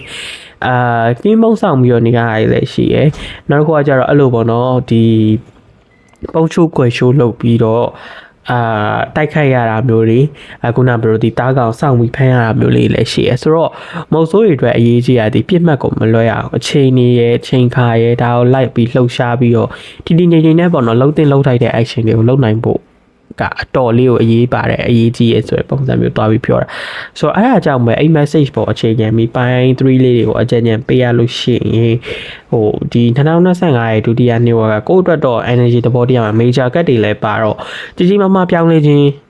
သဘောတရားလေးတွေရှိရယ် major shift တွေဖြစ်တဲ့အချိန်ကာလပိုင်းခြားလိုမျိုးပဲအမှကိုကဟိုဘာလေးကွဲသွားမလဲဘာလေးထူးခြားသွားမလဲဆိုလို့ရှိရင်တော့ကိုကအဲ့ဒီ shifting process မှာရှေ့မှာပြောခဲ့လို့ time and circumstance အချိန်နဲ့အချိန်ခါကိုလိုက်ပြီးလှုပ်ထိုက်တဲ့အရာတွေကိုလှုပ်ဆောင်နိုင်ဖို့လိုမယ်လှုပ်ရှားနိုင်ဖို့လိုမယ်အဲ့ဒါမှပဲဒီ boundary တွေကိုကိုကချိုးဖြတ်ပြီးတော့ဒီ C တွေကို ပေါင်တွေကိုကြော်ဖြတ်ပြီးတော့ကိုကရုံထွက်နိုင်မယ်တစ်ဆက်တည်းမှာလည်းကိုပြန်ရှာတွေ့မယ်တစ်ဆက်တည်းမှာလည်းကို prioritize လုပ်လာနိုင်မယ်ဆိုတဲ့ပုံစံမျိုးသွားပြီးပြောအဲ့ဒါအနေမှာစင်ပွားပြီးတော့ထပ်တွေးမယ်ဆိုတော့အဲ့ရနေမှာတစ်စိငင်းရက်မှုကိုရလိမ့်မယ်မဟုတ်ရင်တော့ကိုကအမြဲတမ်းစိုးရိမ်ပူပန်စရာကြီးနဲ့ပြည့်နှက်နေတဲ့လူတယောက်တနည်းအားဖြင့်ပူပန်တော့ကရင်များနေတဲ့လူတယောက်ပဲဖြစ်နေလိမ့်မယ်လို့တော့ပြောတယ်ဆိုတော့ဘဝမှာအေဂျင့်ဖို့အတွက်အောင်မြင်ဖို့အတွက်ထင်းချုပ်ကန်တတ်ထားတဲ့အရာနေရုံထွက်နိုင်မှုအတွက်လွတ်မြောက်နိုင်မှုအတွက်ကို universe ကကိုအခွင့်အရေးတစ်ခုပေးလာပါပြီဆိုတော့အဲ့ခွင့်အရေးတေချာဖန်ဆုပ်ပြီးတော့လှုပ်တင်လှုပ်ထိုက်တဲ့ action လေးတွေကိုလုပ်ယူတဲ့ထိုက်တဲ့ action လေးတွေကိုယူပြီးတော့ဒါတွေကိုဖောက်ထွက်ပါဆိုတဲ့ပုံစံမျိုးပေါ့နော် gravity အပြင်ဘက်ကိုခုန်ထွက်လိုက်ပါဆိုတဲ့ပုံစံမျိုးတွားပြီးပြောတယ်။ညာတော့အပြင်တော့အဲ့လိုကြီးမားပြောင်းလဲတွေဒီအဲ့လိုခွင့်ရေးတွေဘယ်ကာလရေမှာဖြစ်တဲ့လဲဆိုဒီ2025ရဲ့ဒီ September 9လပိုင်းကနေ November 17လပိုင်းကြာကာလမျိုးတွေမှာပို့ပြီးတော့ဖြစ်တတ်ပါတယ်တဲ့ဆိုတော့ခုနပြောသလိုပေါ့ဒီ opportunity ကိုဒီခွင့်ရေးကိုမလွှဲချော်သွားပါစေနဲ့เนาะ energy တို့ရေးဟုတ်ပါပြီဆိုတော့ဒါကတော့ကျွန်တော်တို့ဒီပိုင်း3ကိုရွေးချယ်ထားတဲ့သူတွေအတွက်ပေါ့เนาะ reading လေးပဲဖြစ်ပါတယ်ဒါဆိုရင်နောက်ထပ်ကျွန်တော်တို့ပိုင်း4လေးတွေစီကိုဆက်ပြီးတော့တွားလိုက်ကြရအောင်ဗျဟုတ်ကဲ့ပါHello my energy ဒါကတော့ကျွန်တော်တို့ဒီ2025ရဲ့ပေါ့နော် June to December reading လေးအတွက်နောက်ဆုံးပိုင်း4ကိုရွေးချယ်ထားတဲ့သူတွေအတွက်ဟောစရန်အခန်းကဏ္ဍလေးပဲဖြစ်ပါတယ်ဆိုတော့ဒါဆိုချိန်နေတော့ရန်ဆွဲမနေတော့ဘူးဘာကလေးတွေကြားထားလဲ Blue energy လေးရှိလဲဘာလေးသိဖို့လိုလဲဆိုတာကိုကျွန်တော်တို့အတူတူအဖြေရှာကြည့်ကြရအောင်ပေါ့နော်ဟုတ်ကဲ့ပါဆိုတော့ပိုင်း4နောက်ဆုံးပိတ်အိတ်နဲ့တော့မယ်ပိုင်း4တွေဘာတွေရှိမလဲ Oracle တွေတော့ခဏလောက်ထားလိုက်အောင်ပါဟုတ်tarot နဲ့အရင်ဆုံးကျွန်တော်တို့ energy check ကြည့်ပါမယ်ပေါ့နော် Temperance Two of Pentacles Queen of Cups Three of Pentacles and Ace of Cups Okay ဆိုတော့ point 4တွေအတွက်ကတော့ဒီ2025ရဲ့ဒုတိယနှစ်ဝက်ဒီအလုပ်လဲများမဲ့အချိန်ကာလအပိုင်းခြားတစ်ခုလို့တော့ပြောလို့ရတယ်ဒါပေမဲ့တစ်ခုရှိတာကဘယ်လိုသွားပြောရမလဲအလုပ်များသလောက်လဲတစ်ဖက်မှာအဲ့လိုလုပ်ငန်းကံကန်းပိုင်းတွေစီးပွားရေးပိုင်းတွေမှာအဆင်ပြေအောင်မြင်ဖြစ်ထွန်းနိုင်မယ်ဆိုရင်နမိတ်ပုံစံမျိုးကိုတွားပြီးလေမှားထားရလို့တော့ဒါကျွန်တော်အနေနဲ့မြင်မိရပါဆိုThree of Pentacles energy ကသူက material success ကိုပြတာဟုတ်ဆိုတော့ရုပ်ပိုင်းဆိုင်ရာရုပ်ဝတ္ထုပစ္စည်းတွေနဲ့ပတ်သက်ဆက်နွယ်ပြီးတော့ရုပ်လောကနဲ့နွယ်ပြီးတော့အဲ့ဒါနဲ့ချိတ်ဆက်တဲ့အောင်မြင်မှုတွေကိုပြတာမျိုးဆိုတော့ဒါပါတော့ကိုကဝန်ထမ်းတွေကုမ္ပဏီတစ်ခုမှလုပ်နေတယ်အဖွဲ့အစည်းတစ်ခုမှလုပ်နေရဆိုလို့ရှိရင်လေအဲ့ဒီအဖွဲ့အစည်းမှာကိုယ့်ရဲ့အရေးချင်းတွေ talent တွေကိုလူတွေသိအောင်ထုတ်ဖော်ပြသနိုင်ပြီးတော့ထုတ်ဖော်ပြသနိုင်ုံနဲ့မဟုတ်ပဲねအဲ့ဒါကိုလည်းကိုယ့်ရဲ့အထက်လူကြီးတွေ senior တွေဒါတွေကမြင်ပြီးကိုယ်နဲ့ထိုက်တဲ့ဆုလက်တွေ reward တွေ bonus တွေဒါတွေရတာမျိုးပေးတာမျိုးတွေကြုံရတတ်တယ်လို့တော့သွားပြီးပြောတယ်ပြီးတော့သူက test completion လို့လည်းဒီမှာသွားပြီးယူဆလို့ရတယ်ပေါ့နော်ဆိုတော့ရှေ့တွေမှာမပြီးပြတ်နေတဲ့ကိစ္စတွေအဆုံးမတတ်နိုင်တဲ့ကိစ္စတွေတစ်ဆက်တည်းမှာလည်းမပြတ်သားနိုင်ခဲ့တဲ့ဆက်ဆံရေးတွေပါတယ်အဲ့လိုမျိုးတွေဒါရှိခဲ့မယ်ဆိုရင်လည်းတဲ့ဒီ2025ရဲ့ဒုတိယနှစ်ကကျွန်တော်ထင်တော့ဒီ6လပိုင်းကနေ8လပိုင်းကြာကာလအတွင်းမှာအဲ့ဒါတွေကိုပြီးပြည့်အောင်ဖြတ်နိုင်လိမ့်မယ်ကိစ္စဝိစာတွေအဲ့လိုမပြတ်သေးတဲ့ကိစ္စဝိစာအကုန်လုံးပြတ်သားသွားနိုင်လိမ့်မယ် complete ဖြစ်အောင်လုပ်သွားနိုင်လိမ့်မယ်ဆိုတဲ့ပုံစံမျိုးလေးတွေသွားပြီးပြောထားတာမျိုးလေးတွေရှိရယ်ဆိုတော့energy သဘောတရားတော့အလုပ်တော့များမယ်လုပ်တဲ့လောက်လေအလုပ်များတဲ့လောက်လေအကျိုးရှိနေမယ်တစ်ဖက်ကကြည့်လို့ရှိရင်လည်းဘယ်လိုပြောရမလဲ30အားဆိုင်100ရနိုင်မယ်ချိန်ကာလလိုမျိုးပေါ့နော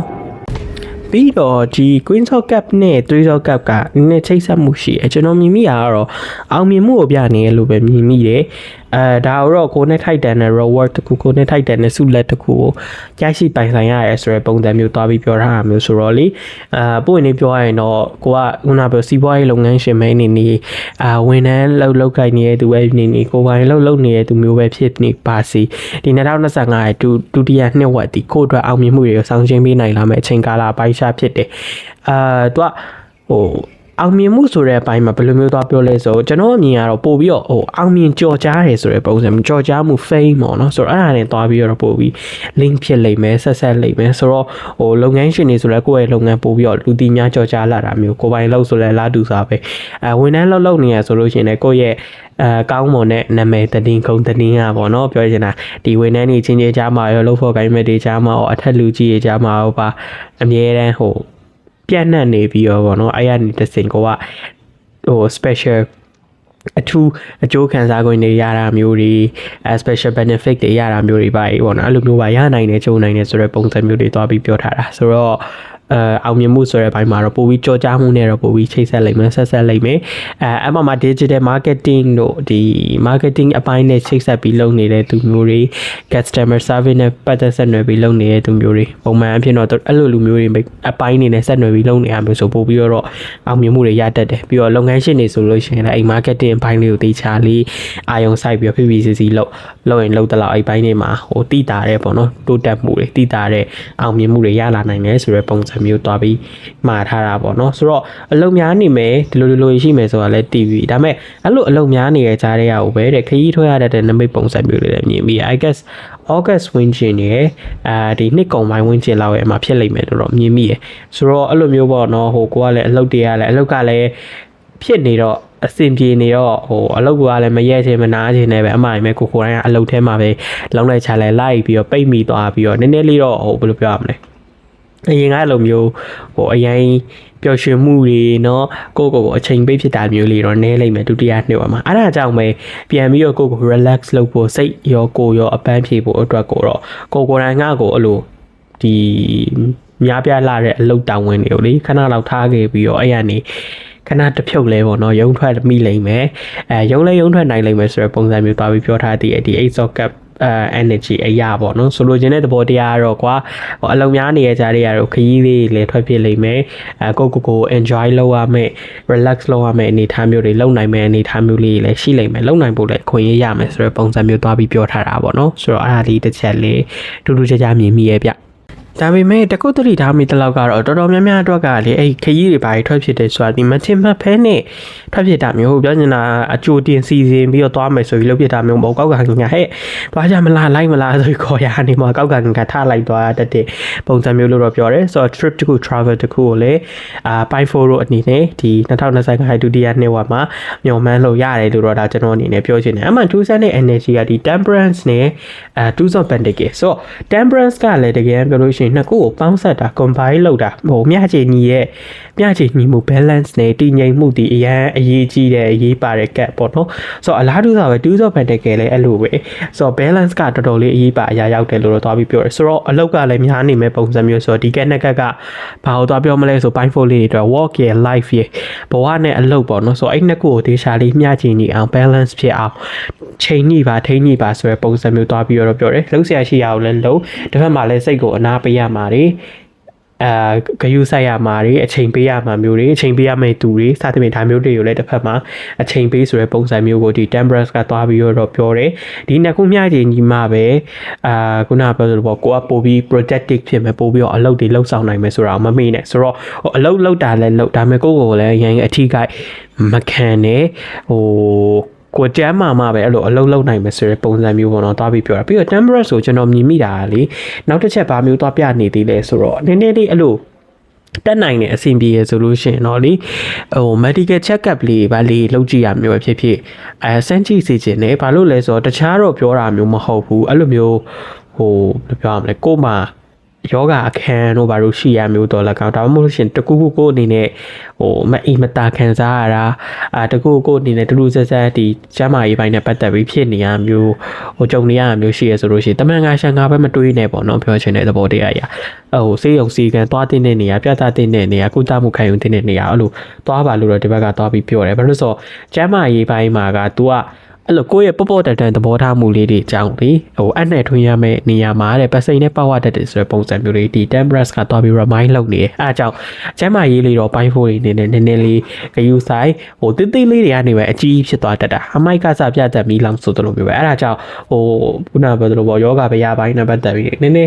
းတိမမွားလေးပဲဆိုလို့ထင်ရင်တော့မှပဲအဲ့ဒါအောင်မပေါ့သွားနဲ့ပေါ့နော်ပြောချင်တဲ့သဘောတရားရတောက်သုံးတဲ့စီတွေတောက်သုံးမှာခံယူတဲ့ကုသမှုတွေကိုခံယူပါဆိုတဲ့ပုံစံမျိုးလေးသွားပြီးတော့ဟို remind လုပ်ပေးနေတယ်ပြနေကြပေါ့နော်ဆိုတော့အဲ့ဒါလေးတစ်ချက်လည်းရှိလိမ့်မယ်ပြီးတော့ဟိုထူးခြားတဲ့နမိတ်ဆိုရင်တော့ဘာရှိမလဲဆိုအဲ့လိုလေးကိုယ့်ရဲ့မိသားစုဝင်တွေအထဲမှာအထူးသဖြင့်ဘိုးဘေးတွေပေါ့နော်ဆိုတော့တို့တွေနဲ့ ချိတ်ဆက်မှုဆက်နွယ်မှုတွေရလာတာမျိုးအိမ်မက်မတ်တာဘာညာသူတို့ဘက်ကအိမ်မက်တွေပေးလာတာမျိုးတွေတော့လက်ခေါက်ဖြစ်လာတတ်တယ်။အဲ့လိုမျိုးအိမ်မက်မျိုးတွေရတယ်ဆိုလို့ရှိရင်လည်းအဲ့ဒါပေါ့ကွာအတိတ်ကောက်ပြီးတော့ဗောနော်ဟိုဒီဘာညာကန်ဆန်းတာမျိုးတွေလက်ကောက်လောက်ကြည့်ပါဒီကန်အချိန်တွေကိုကန်ဆန်းတဲ့ activity လေးပေါ့နော်ဆိုတော့အဲ့ဒါလေးရတူတူချာချာခုနကပြောတော့မထင်မှတ်ပဲနေပေါ့နော်ဒီပေါက်သွားတတ်တာမျိုးမထင်ပါပဲနဲ့အဲ့ရနေတစ်စိကိုအလုံးရင်းလိုက်ဝင်လာတာမျိုးလေးပါလေးလေဖြစ်လာတတ်တယ်လို့တော့ဒီဘက်ကသွားပြီးပြောတယ်ဆိုတော့အဲ့လိုကိုယ့်ရဲ့ပိုးဘေးတွေနဲ့လည်း connected ဖြစ်နေမယ်နှစ်ကာလပိုင်းခြားတစ်ခုလည်းဖြစ်ပါတယ် bike phone လေးတွေအတွက်ကလေဟုတ်ကဲ့ပါပြီးတော့ကိုကလည်းယုံကြည်တယ်လုပ်ဖို့လည်းအဆင်ပြေတယ်တက်လဲတက်နိုင်တယ်ဆိုလို့ရှိရင်မာလာရေစင်ကတ်တာမျိုးလေးလည်းနည်းနည်းလေးလုပ်ပေးစီအဲ့ဒါကြောင့်လည်းအဲ့လိုလုပ်ပေးခြင်းအပြင်လည်းအဲ့ဒီကိုယ့်ရဲ့ဘိုးဘေးတွေရောကိုယ့်ရဲ့အဆောင်ရှောက်ထိပါတွေစီရရောပို့ပြီးတော့စောင့်ရှောက်မှုကုညီဆောင်မပေးမှုပါညာလည်းအဲ့လိုခံရနိုင်တယ်လို့ပြောတယ်ဘာလို့ဆိုတော့ Bike 4ရဲ့ energy မှာ2025ရဲ့ဒုတိယနှစ်ဝက်တည် spiritually connected ဖြစ်လာမယ်ဆိုတဲ့ပုံစံမျိုးသွားပြီးပြောတာပြောချင်တဲ့သဘောတရားကတော့ကွာဒီဝိညာဉ်ရေးပိုင်းဆိုင်ရာကိစ္စတွေ spiritual ပိုင်းဆိုင်ရာကိစ္စတွေမှာပို့ပြီးတော့ကိုကအတိညာဉ်တွေပွင့်လာမယ်ဆိုတဲ့ပုံစံမျိုးပို့ပြီးတော့အဲ့ဒါတွေနဲ့ပတ်သက်ပြီး awareness တွေရှိလာမယ်ဆိုတဲ့ပုံစံမျိုးပို့ပြီးတော့အဲ့ဒါတွေနဲ့ကိုကအချိတ်ဆက်မိလာမယ်ဆိုတဲ့ပုံစံမျိုးလေးလည်းတွားပြီးတော့ပြောထားမျိုးရှိအဲ့ဒါကြောင့်အကူညီထောက်ပံ့ဖြစ်လို့ဖြစ်ညာဒါမျိုးလေးလည်းမာလာရေးစိန်ကပ်ပြီးတော့ကတ်လူပေးရမျိုးလေးပေါ့နော်အားမျိုးလေးလုပ်ကြည့်ပါဆိုရှင်လည်းပို့ပြီးတော့ကိုဒီအဆောင်ရှောက်တွေပုဂ္ဂိုလ်ရဲ့ guidanceပေးမဲ့ guardian တွေပေါ့နော်ဒါတွေကလေကိုဆောက်ရှောက်လာပါလိမ့်မယ်ဆိုတဲ့ပုံစံမျိုးသူတို့နဲ့လည်းကိုကပို့ပြီးတော့ alignment မိလာလိမ့်မယ်ပို့ပြီးတော့ချိတ်ဆက်မိလာလိမ့်မယ်ဆိုတဲ့ပုံစံမျိုးတွေလည်း temperance ကတွားပြီးတော့ပြောထားမျိုးလေးလည်းရှိတယ်ပြီးတော့ဒီ 2 of pentacle နဲ့အဲ့ temperance energy ကိုပဲ combine လုပ်ပြီးတော့ယူဆကြည့်ရတဲ့လောက်ဆိုလဲနောက်ထပ်ဗာမြင်မိသေးလဲဆိုတော့ပညာရဲ့အသစ်တွေတင်ရလိမ့်မယ်ပညာရဲ့အသစ်နေချင်မှာဒီရုပ်လောကပညာပေါ့နော်ပြောချင်တဲ့တော့ဥမာထားပါတော့ကွာတင်ချာတို့ပါတော့အဲ့လိုမျိုးပညာရက်တွေတွက်ရချက်ရတာတွေသိပ္ပံပညာနဲ့ relate ဖြစ်တဲ့ဟာမျိုးတွေအဲ့ဟာမျိုးမဟုတ်ဘဲနဲ့အနုပညာနဲ့ relate ဖြစ်တဲ့ဟာမျိုးအနုပညာနဲ့ relate ဖြစ်တဲ့ဆိုတော့ပကြီးတို့နောက်တစ်ခါကျတော့အခုဒီ spiritual ဘိုင်းဆိုတာလဲဒါ is a kind of art ပဲပေါ့နော်အနုပညာတစ်မျိုးပဲဆိုတော့အဲ့လိုမျိုးတွေနဲ့ relate ဖြစ်တာကျွန်တော်မြင်မိရတော့ပို့ပြီးတော့ spiritual ဘိုင်းကိုတတဲဝင်နဲ့ကိုယ်ကရောက်လာမယ်ဆိုတဲ့ပုံစံမျိုးပို့ပြီးတွေ့မိတယ်ပြီးတော့အဲ့ spiritual ဘိုင်းနဲ့ပတ်သက်ဆက်နွယ်တဲ့ပညာရက်တွေဥမာ tarot တို့ oracle တို့နော်ဒါမှမဟုတ် healing ပညာရက်တို့ပါတော့ဒါမျိုးတွေအဲ့လိုသင်ကြားရမယ်ဆိုတဲ့ပုံစံမျိုးလေးလည်းသူကသွားပြီးတော့မှားထားမျိုးရှိရယ်အဲ့လိုသင်ကြားနိုင်မှုအတွက်လည်းခွင့်ရခွင့်လမ်းပေါ်တတ်တယ်ဒါပေမဲ့အဲ့ဒါလည်း sudden change ပုံစံမျိုးပဲမထင်မှတ်ပဲနဲ့တင်ရတတ်တယ်ဆိုတဲ့ပုံစံမျိုးကိုပဲတွားပြီးတော့ပြောတာမျိုးပေါ့နော်ဆိုတော့အဲ့ဒါလေးတစ်ချက်လေဒီတက်ကရဲ့သဘောတရားရရှိပါလိမ့်မယ်ဆိုတော့ပိုင်း4လေးတွေကိုတော့အားလုံးခြုံကြည့်ရလို့ရှိရင်တော့ဒီ2025ရဲ့ဒုတိယနှစ်ဝက်ဒီပိုင်း4တို့အတွက်အဲ့လိုကိုယ့်ရဲ့စိတ်ကိုအလုပ်ပေးနေရမယ်အချိန်ကာလပိုင်းခြားလို့ပြောလို့ရတယ်ဒီ physical growth ထက်ပေါ့နော်ကျွန်တော်ကတော့ပုံမြင်မိရဒီ emotional growth spiritual growth ပေါ့ဆိုတော့စိတ်ခံစားချက်ပိုင်းဆိုင်ရာအရာရောနောက်ကဒီဝိညာဉ်ရေးပိုင်းဆိုင်ရာအရာရောမှာပို့ပြီးတော့တိုးတက်ပြောင်းလဲလာမယ်ပို့ပြီးတော့ကိုကရင့်ကျက်လာမယ်ဆိုတဲ့ပုံစံမျိုးပို့ပြီးတော့လည်းအဲ့လိုတည်ထားတဲ့အသိပညာတွေဘုဒ္ဓတာရေးဆိုင်ပို့ပြီးတော့ကျေပြန့်လာမယ်ဆိုတဲ့ပုံစံမျိုးတွားပြီးတော့ပြောရဲဆိုတော့inner transformation ပေါ့နော်ဆိုတော့ကိုယ့်ရဲ့စိတ်အတွင်းထဲမှာကြီးကျယ်တဲ့ကြီးမားတဲ့စင်ကဲပြောင်းလဲမှုလိုမျိုးဖြစ်လာပါလိမ့်မယ်လို့တော့ဒီဘက်ကတွားပြီးပြောထားတယ်အဲ့ဒါကြောင့်ပဲကိုကပို့ပြီးတော့တချို့ရတယ်ပို့ပြီးတိလာမယ်နားလည်လာနိုင်မယ်ပို့ပြီးတော့လည်းရင့်ကျက်လာမယ်ဒီနေလာမယ်ဆိုတဲ့ပုံစံမျိုးလေးတွားပြီးပြောတာဆိုတော့ bio 4အတွက်ကော energy တင်းရဆိုအဲ့ဒီဟာလေးကိုပို့ပြီးတော့ဖော်ညွှန်းနေပါတယ်ပို့ပြီးတော့ဖော်ဆောင်နေပါတယ်အမှန်မှာကိုကspiritually connected ဖြစ်လာတယ်အဲ့ဒါနဲ့ပတ်သက်ပြီးတော့လေကွာဒီကိုယ့်ရဲ့ကိုယ်စိတ်နှလုံးသုံးပါးကလည်း alignment ညီလာတဲ့အခါမှာဘာဖြစ်သွားလဲဆိုတော့ခုနပြောတဲ့ဒီ3 of pentacle energy လိုမျိုးပေါ့နော်balance တစ်ခုကိုရှာတွေ့သွားတဲ့အခါမှာရှာဖွေသွားနိုင်တဲ့အခါမှာကိုယ့်ရဲ့တခြားရုပ်ပိုင်းဆိုင်ရာကိစ္စရပ်တွေလည်းပြန်ပြီးတော့ပြည်လေလာတာမျိုးအဆင်ပြေလာတာမျိုးပေါ့နော်ဆက်ထဲမှာအောင်မြင်လာတာရောလို့တော့ပြောလို့ရအဲ့ထဲမှာပါတယ်ဘာနဲ့သွားတူလဲဆိုတော့ကျွန်တော်တို့ရဲ့စိတ်ထဲမှာကျွန်တော်တို့ကခုနပြောလို့ပေါ့တေချာခိုင်မာရရတဲ့ energy တစ်ခုကိုတေချာထိမ့်သိမ်းသွားနိုင်တဲ့အခါမှာတိဆောက်သွားနိုင်တဲ့အခါမှာကျွန်တော်တို့ရဲ့ပြင်ပမှာရှိနေတဲ့အရာတွေကအကျိုးသက်ရောက်မှုရှိလာတယ်ဆိုတဲ့ပုံစံမျိုးနားလည်လွယ်အောင်ပြောရရင်တော့ကျွန်တော်တို့ရဲ့အတွေးတွေကကျွန်တော်တို့ရဲ့ reality လက်တွေ့ဘဝမှာဖြစ်ပျက်နေတဲ့အရာတွေကိုပုံဖော်တဲ့ထုစစ်ပေးဆိုတော့ကိုက အတွေးပိုင်းနေမှာခုနပြောလို့ဆို emotionally ရော spiritually ရောတေချာလေးရင့်ကျက်လာတဲ့အခါမှာတည်ငြိမ်လာတဲ့အခါမှာ growth ဖြစ်လာတဲ့အခါမှာစပြီးကျွန်တော်ကအတွေးလေးတွေကပို့ပြီးတော့ကောင်းမွန်တဲ့အဖြူသဘောဆောင်တဲ့ဘက်ကိုပြောင်းသွားတယ်အဲ့အတွက်ကြောင့်မှကိုယ့်အတွေးလေးကိုပြောင်းလိုက်တာနဲ့အမျှကို attract လုပ်နေမိရဲ့ energy ကလည်းပို့ပြီးတော့ကောင်းမွန်တဲ့ energy ပဲဖြစ်လာတယ်ဆိုတော့ကိုကပိုကောင်းမွန်တဲ့ energy ကို attract လုပ်မိလာတဲ့အခါမှာဘာဖြစ်သွားလဲဆိုတော့ကိုယ့်ရဲ့လက်တွေ့ဘဝ reality မှာလည်းကိုကကောင်းမွန်တဲ့အရာတွေ blessing တွေကတစ်ခုပြီးတစ်ခုရောက်လာတယ်ရောက်လာဖို့လည်းကိုကဆွဲဆောင်ယူလာမိရဲ့ဆိုတဲ့ပုံစံမျိုးသွားပြီးဖြစ်သွားတာမျိုးပေါ့ဆိုတော့ကအဲ့အတွက်ကြောင့်ပဲခုနကပြောသလိုပေါ့ maybe ကိုယ့်ရဲ့ reality မှာလည်းပုံမကောင်းမွန်တဲ့အရာတွေကပို့ပြီးတော့ဖြစ်ပျက်လာလိမ့်မယ်ဆိုတဲ့ပုံစံမျိုးသွားပြီးပြောထားပါတယ်ဆိုတော့အဲ့ဒါဒီတစ်ချက်လည်းရှိလိမ့်မယ်ဒီ2025ရဲ့ဒုတိယနှစ်ဝက်မှာ Pi 4တွေအနေနဲ့တင်ယူရမယ့် lesson သင်ခန်းစာကိုပြောပါဆိုရင်တော့သူကစွန့်လွတ်တတ်ဖို့လက်ခံတတ်ဖို့တင်ယူရလိမ့်မယ်လို့တော့သွားပြီးပြောတယ်acceptance ပေါ့နော်ဆိုတော့အဲ့ဒါရေ letting go ရေဒီ art of letting go ရဲ့ acceptance ဆိုတော့အဲ့ဒီဘိုင်းကိုသင်ယူရလိမ့်မယ်အဲဒါကြောင့်ဒီနှစ်ဝက်ပါကိုကတခုခုလူတွေကိုဆုံးရှုံးလိုက်ရတာပဲဖြစ်စီဒါမှမဟုတ်လို့ရှင်တချို့ဆက်ဆံရေးတွေပျက်စီးသွားတာပြတ်သုံးသွားမျိုးရှိရဆိုလို့ရှင်အဲ့ဒါနဲ့ပတ်သက်ပြီးတော့1 minute နဲ့နောက်နာမရနဲ့တစ်ဆက်တည်းမှာဒါဒီလက်ကို emotionally ရော spiritually ရော grow ဖြစ်ဖို့အတွက်ကိုတွန်းအားတစ်ခုပေးရဲ့အနေနဲ့ universe ကအလဲပြောင်းလဲလုပ်လိုက်တဲ့ plot twist တစ်ခုပဲဆိုတော့ဘာတွေကိုပဲကိုကဆွန့်လွတ်ခဲ့ရဆုံးရှုံးရအဲ့ဒါကြီးနဲ့ပတ်သက်ပြီးတော့ခံစားဝိုင်းနေလို့ရရင်ငိုကြွလို့ရတယ်ဒါပေမဲ့အမြဲတမ်းရောအဲ့ဒီဝမ်းနည်းမှုကိုမထွေးပွေထားနဲ့အဲ့ရစာ healing ဖြစ်အောင်လုပ်ပြီးတော့လက်ခံနိုင်အောင်စူးစမ်းပါဆိုတဲ့ပုံစံမျိုးသွားပြီးပြောတယ်တချို့လူတွေကိုဘဝတွေကနေထွက်သွားလိမ့်မယ်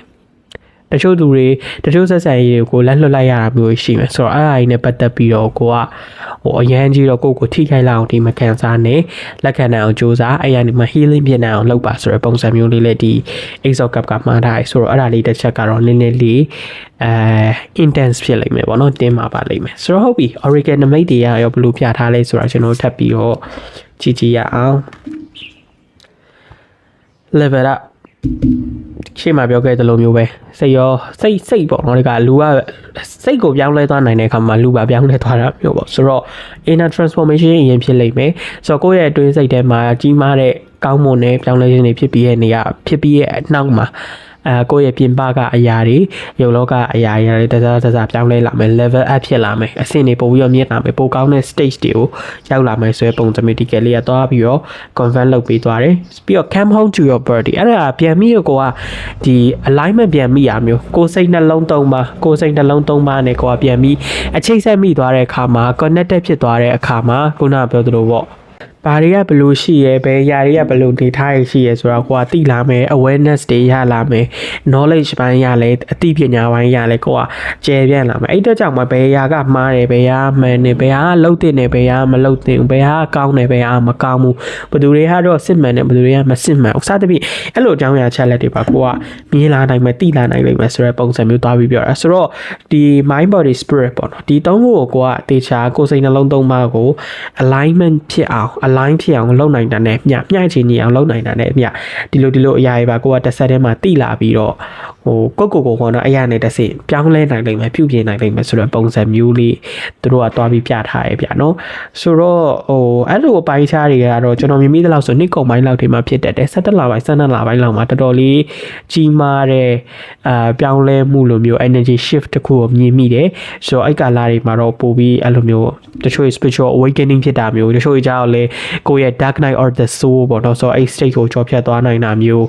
ဒါမျိုးတွေတချို့ကြောက်လဲအဲ့ကြမှာကိုယ့်ရဲ့ spiritual path ကိုစာပြီးရှောက်လန်းမှုရတာမျိုးတွေပါဖြစ်ပါလိမ့်မယ်ဆိုတော့အဲ့ဒါလေးတွေကိုလည်းဒီဟာလေးကတင်နှက်ကပ်ပေါ့နော်ဒါရဲ့သွားပြီးတော့ဖော်ကျူးနေတယ်ဖော်ပြနေအမှစိတ်ဝင်စားဖို့ကောင်းတာ go the distance ဆိုတဲ့ကတ်လေးပေါ့နော်ဆိုတော့ तू ကတနည်းအားဖြင့်ပြောရလို့ရှိရင်ချဲ့ထွင်မှာ expand လုပ်ပါဆိုတဲ့ပုံစံမျိုးကိုလည်းပြတယ်လို့ယူဆလို့ရတယ်လို့ပန်းနိုင်ကလည်းလက်ကန်အလိုမှာပဲဆိုတဲ့ပုံစံမျိုးကိုလည်းတွားပြီးတော့ပြဆိုရယ်ပေါ့နော်ဆိုတော့ကျွန်တော်ကတော့အဲ့ message ကိုဗာနဲ့တွားရှင်းပြီးတော့တွေးမိလဲချိန်မိလဲဆိုတော့ကိုယ့်ရဲ့အတွေးတွေကိုပြောင်းလဲနိုင်လို့ရှိရင် reality ကအရာပြင်ပအရာကြီးလည်းပြောင်းလဲလာမယ်ဆိုတာနဲ့တွားပြီးတော့တွေးမိရယ် ဆိုလိုတာကတော့ကျွန်တော်တို့ကဒါမသိနိုင်မမြင်နိုင်ကြလို့ဒါတကယ်တော့ကျွန်တော်တို့လိုချင်တဲ့အရာတွေဖြစ်ရှင်တဲ့အရာတွေကိုကျွန်တော်တို့ရဲ့စိတ်ဆွဲအားနဲ့ attract လုပ်နိုင်တဲ့ဆွဲဆောင်ညှို့ယူနိုင်စွမ်းနေသည်လူတိုင်းမှာရှိနေပြီးသားကျွန်တော်တို့လိုချင်တဲ့အရာတွေဖြစ်ရှင်တဲ့အရာတွေမှန်းချက်ပန်းနိုင်နေသည်လည်းအမြဲတမ်းကျွန်တော်တို့ရဲ့လက်တကမ်းအလိုမှာရှိနေရပေါ့နော်ဒါပေမဲ့အဲ့ဒါကိုခုနပြောသလို limited belief တွေကြောင့်ကန့်သက်ထားတဲ့ယုံကြည်မှုအပိုင်းတွေအကန့်အသတ်ရှိတဲ့ယုံကြည်မှုတွေကြောင့်မမြင်နိုင်မသိနိုင်မကြားနိုင်ကြတာဆိုတော့ကိုကခုနပြောသလိုကိုယ့်ရဲ့စိတ်ကိုတေချာ train ပြီးတော့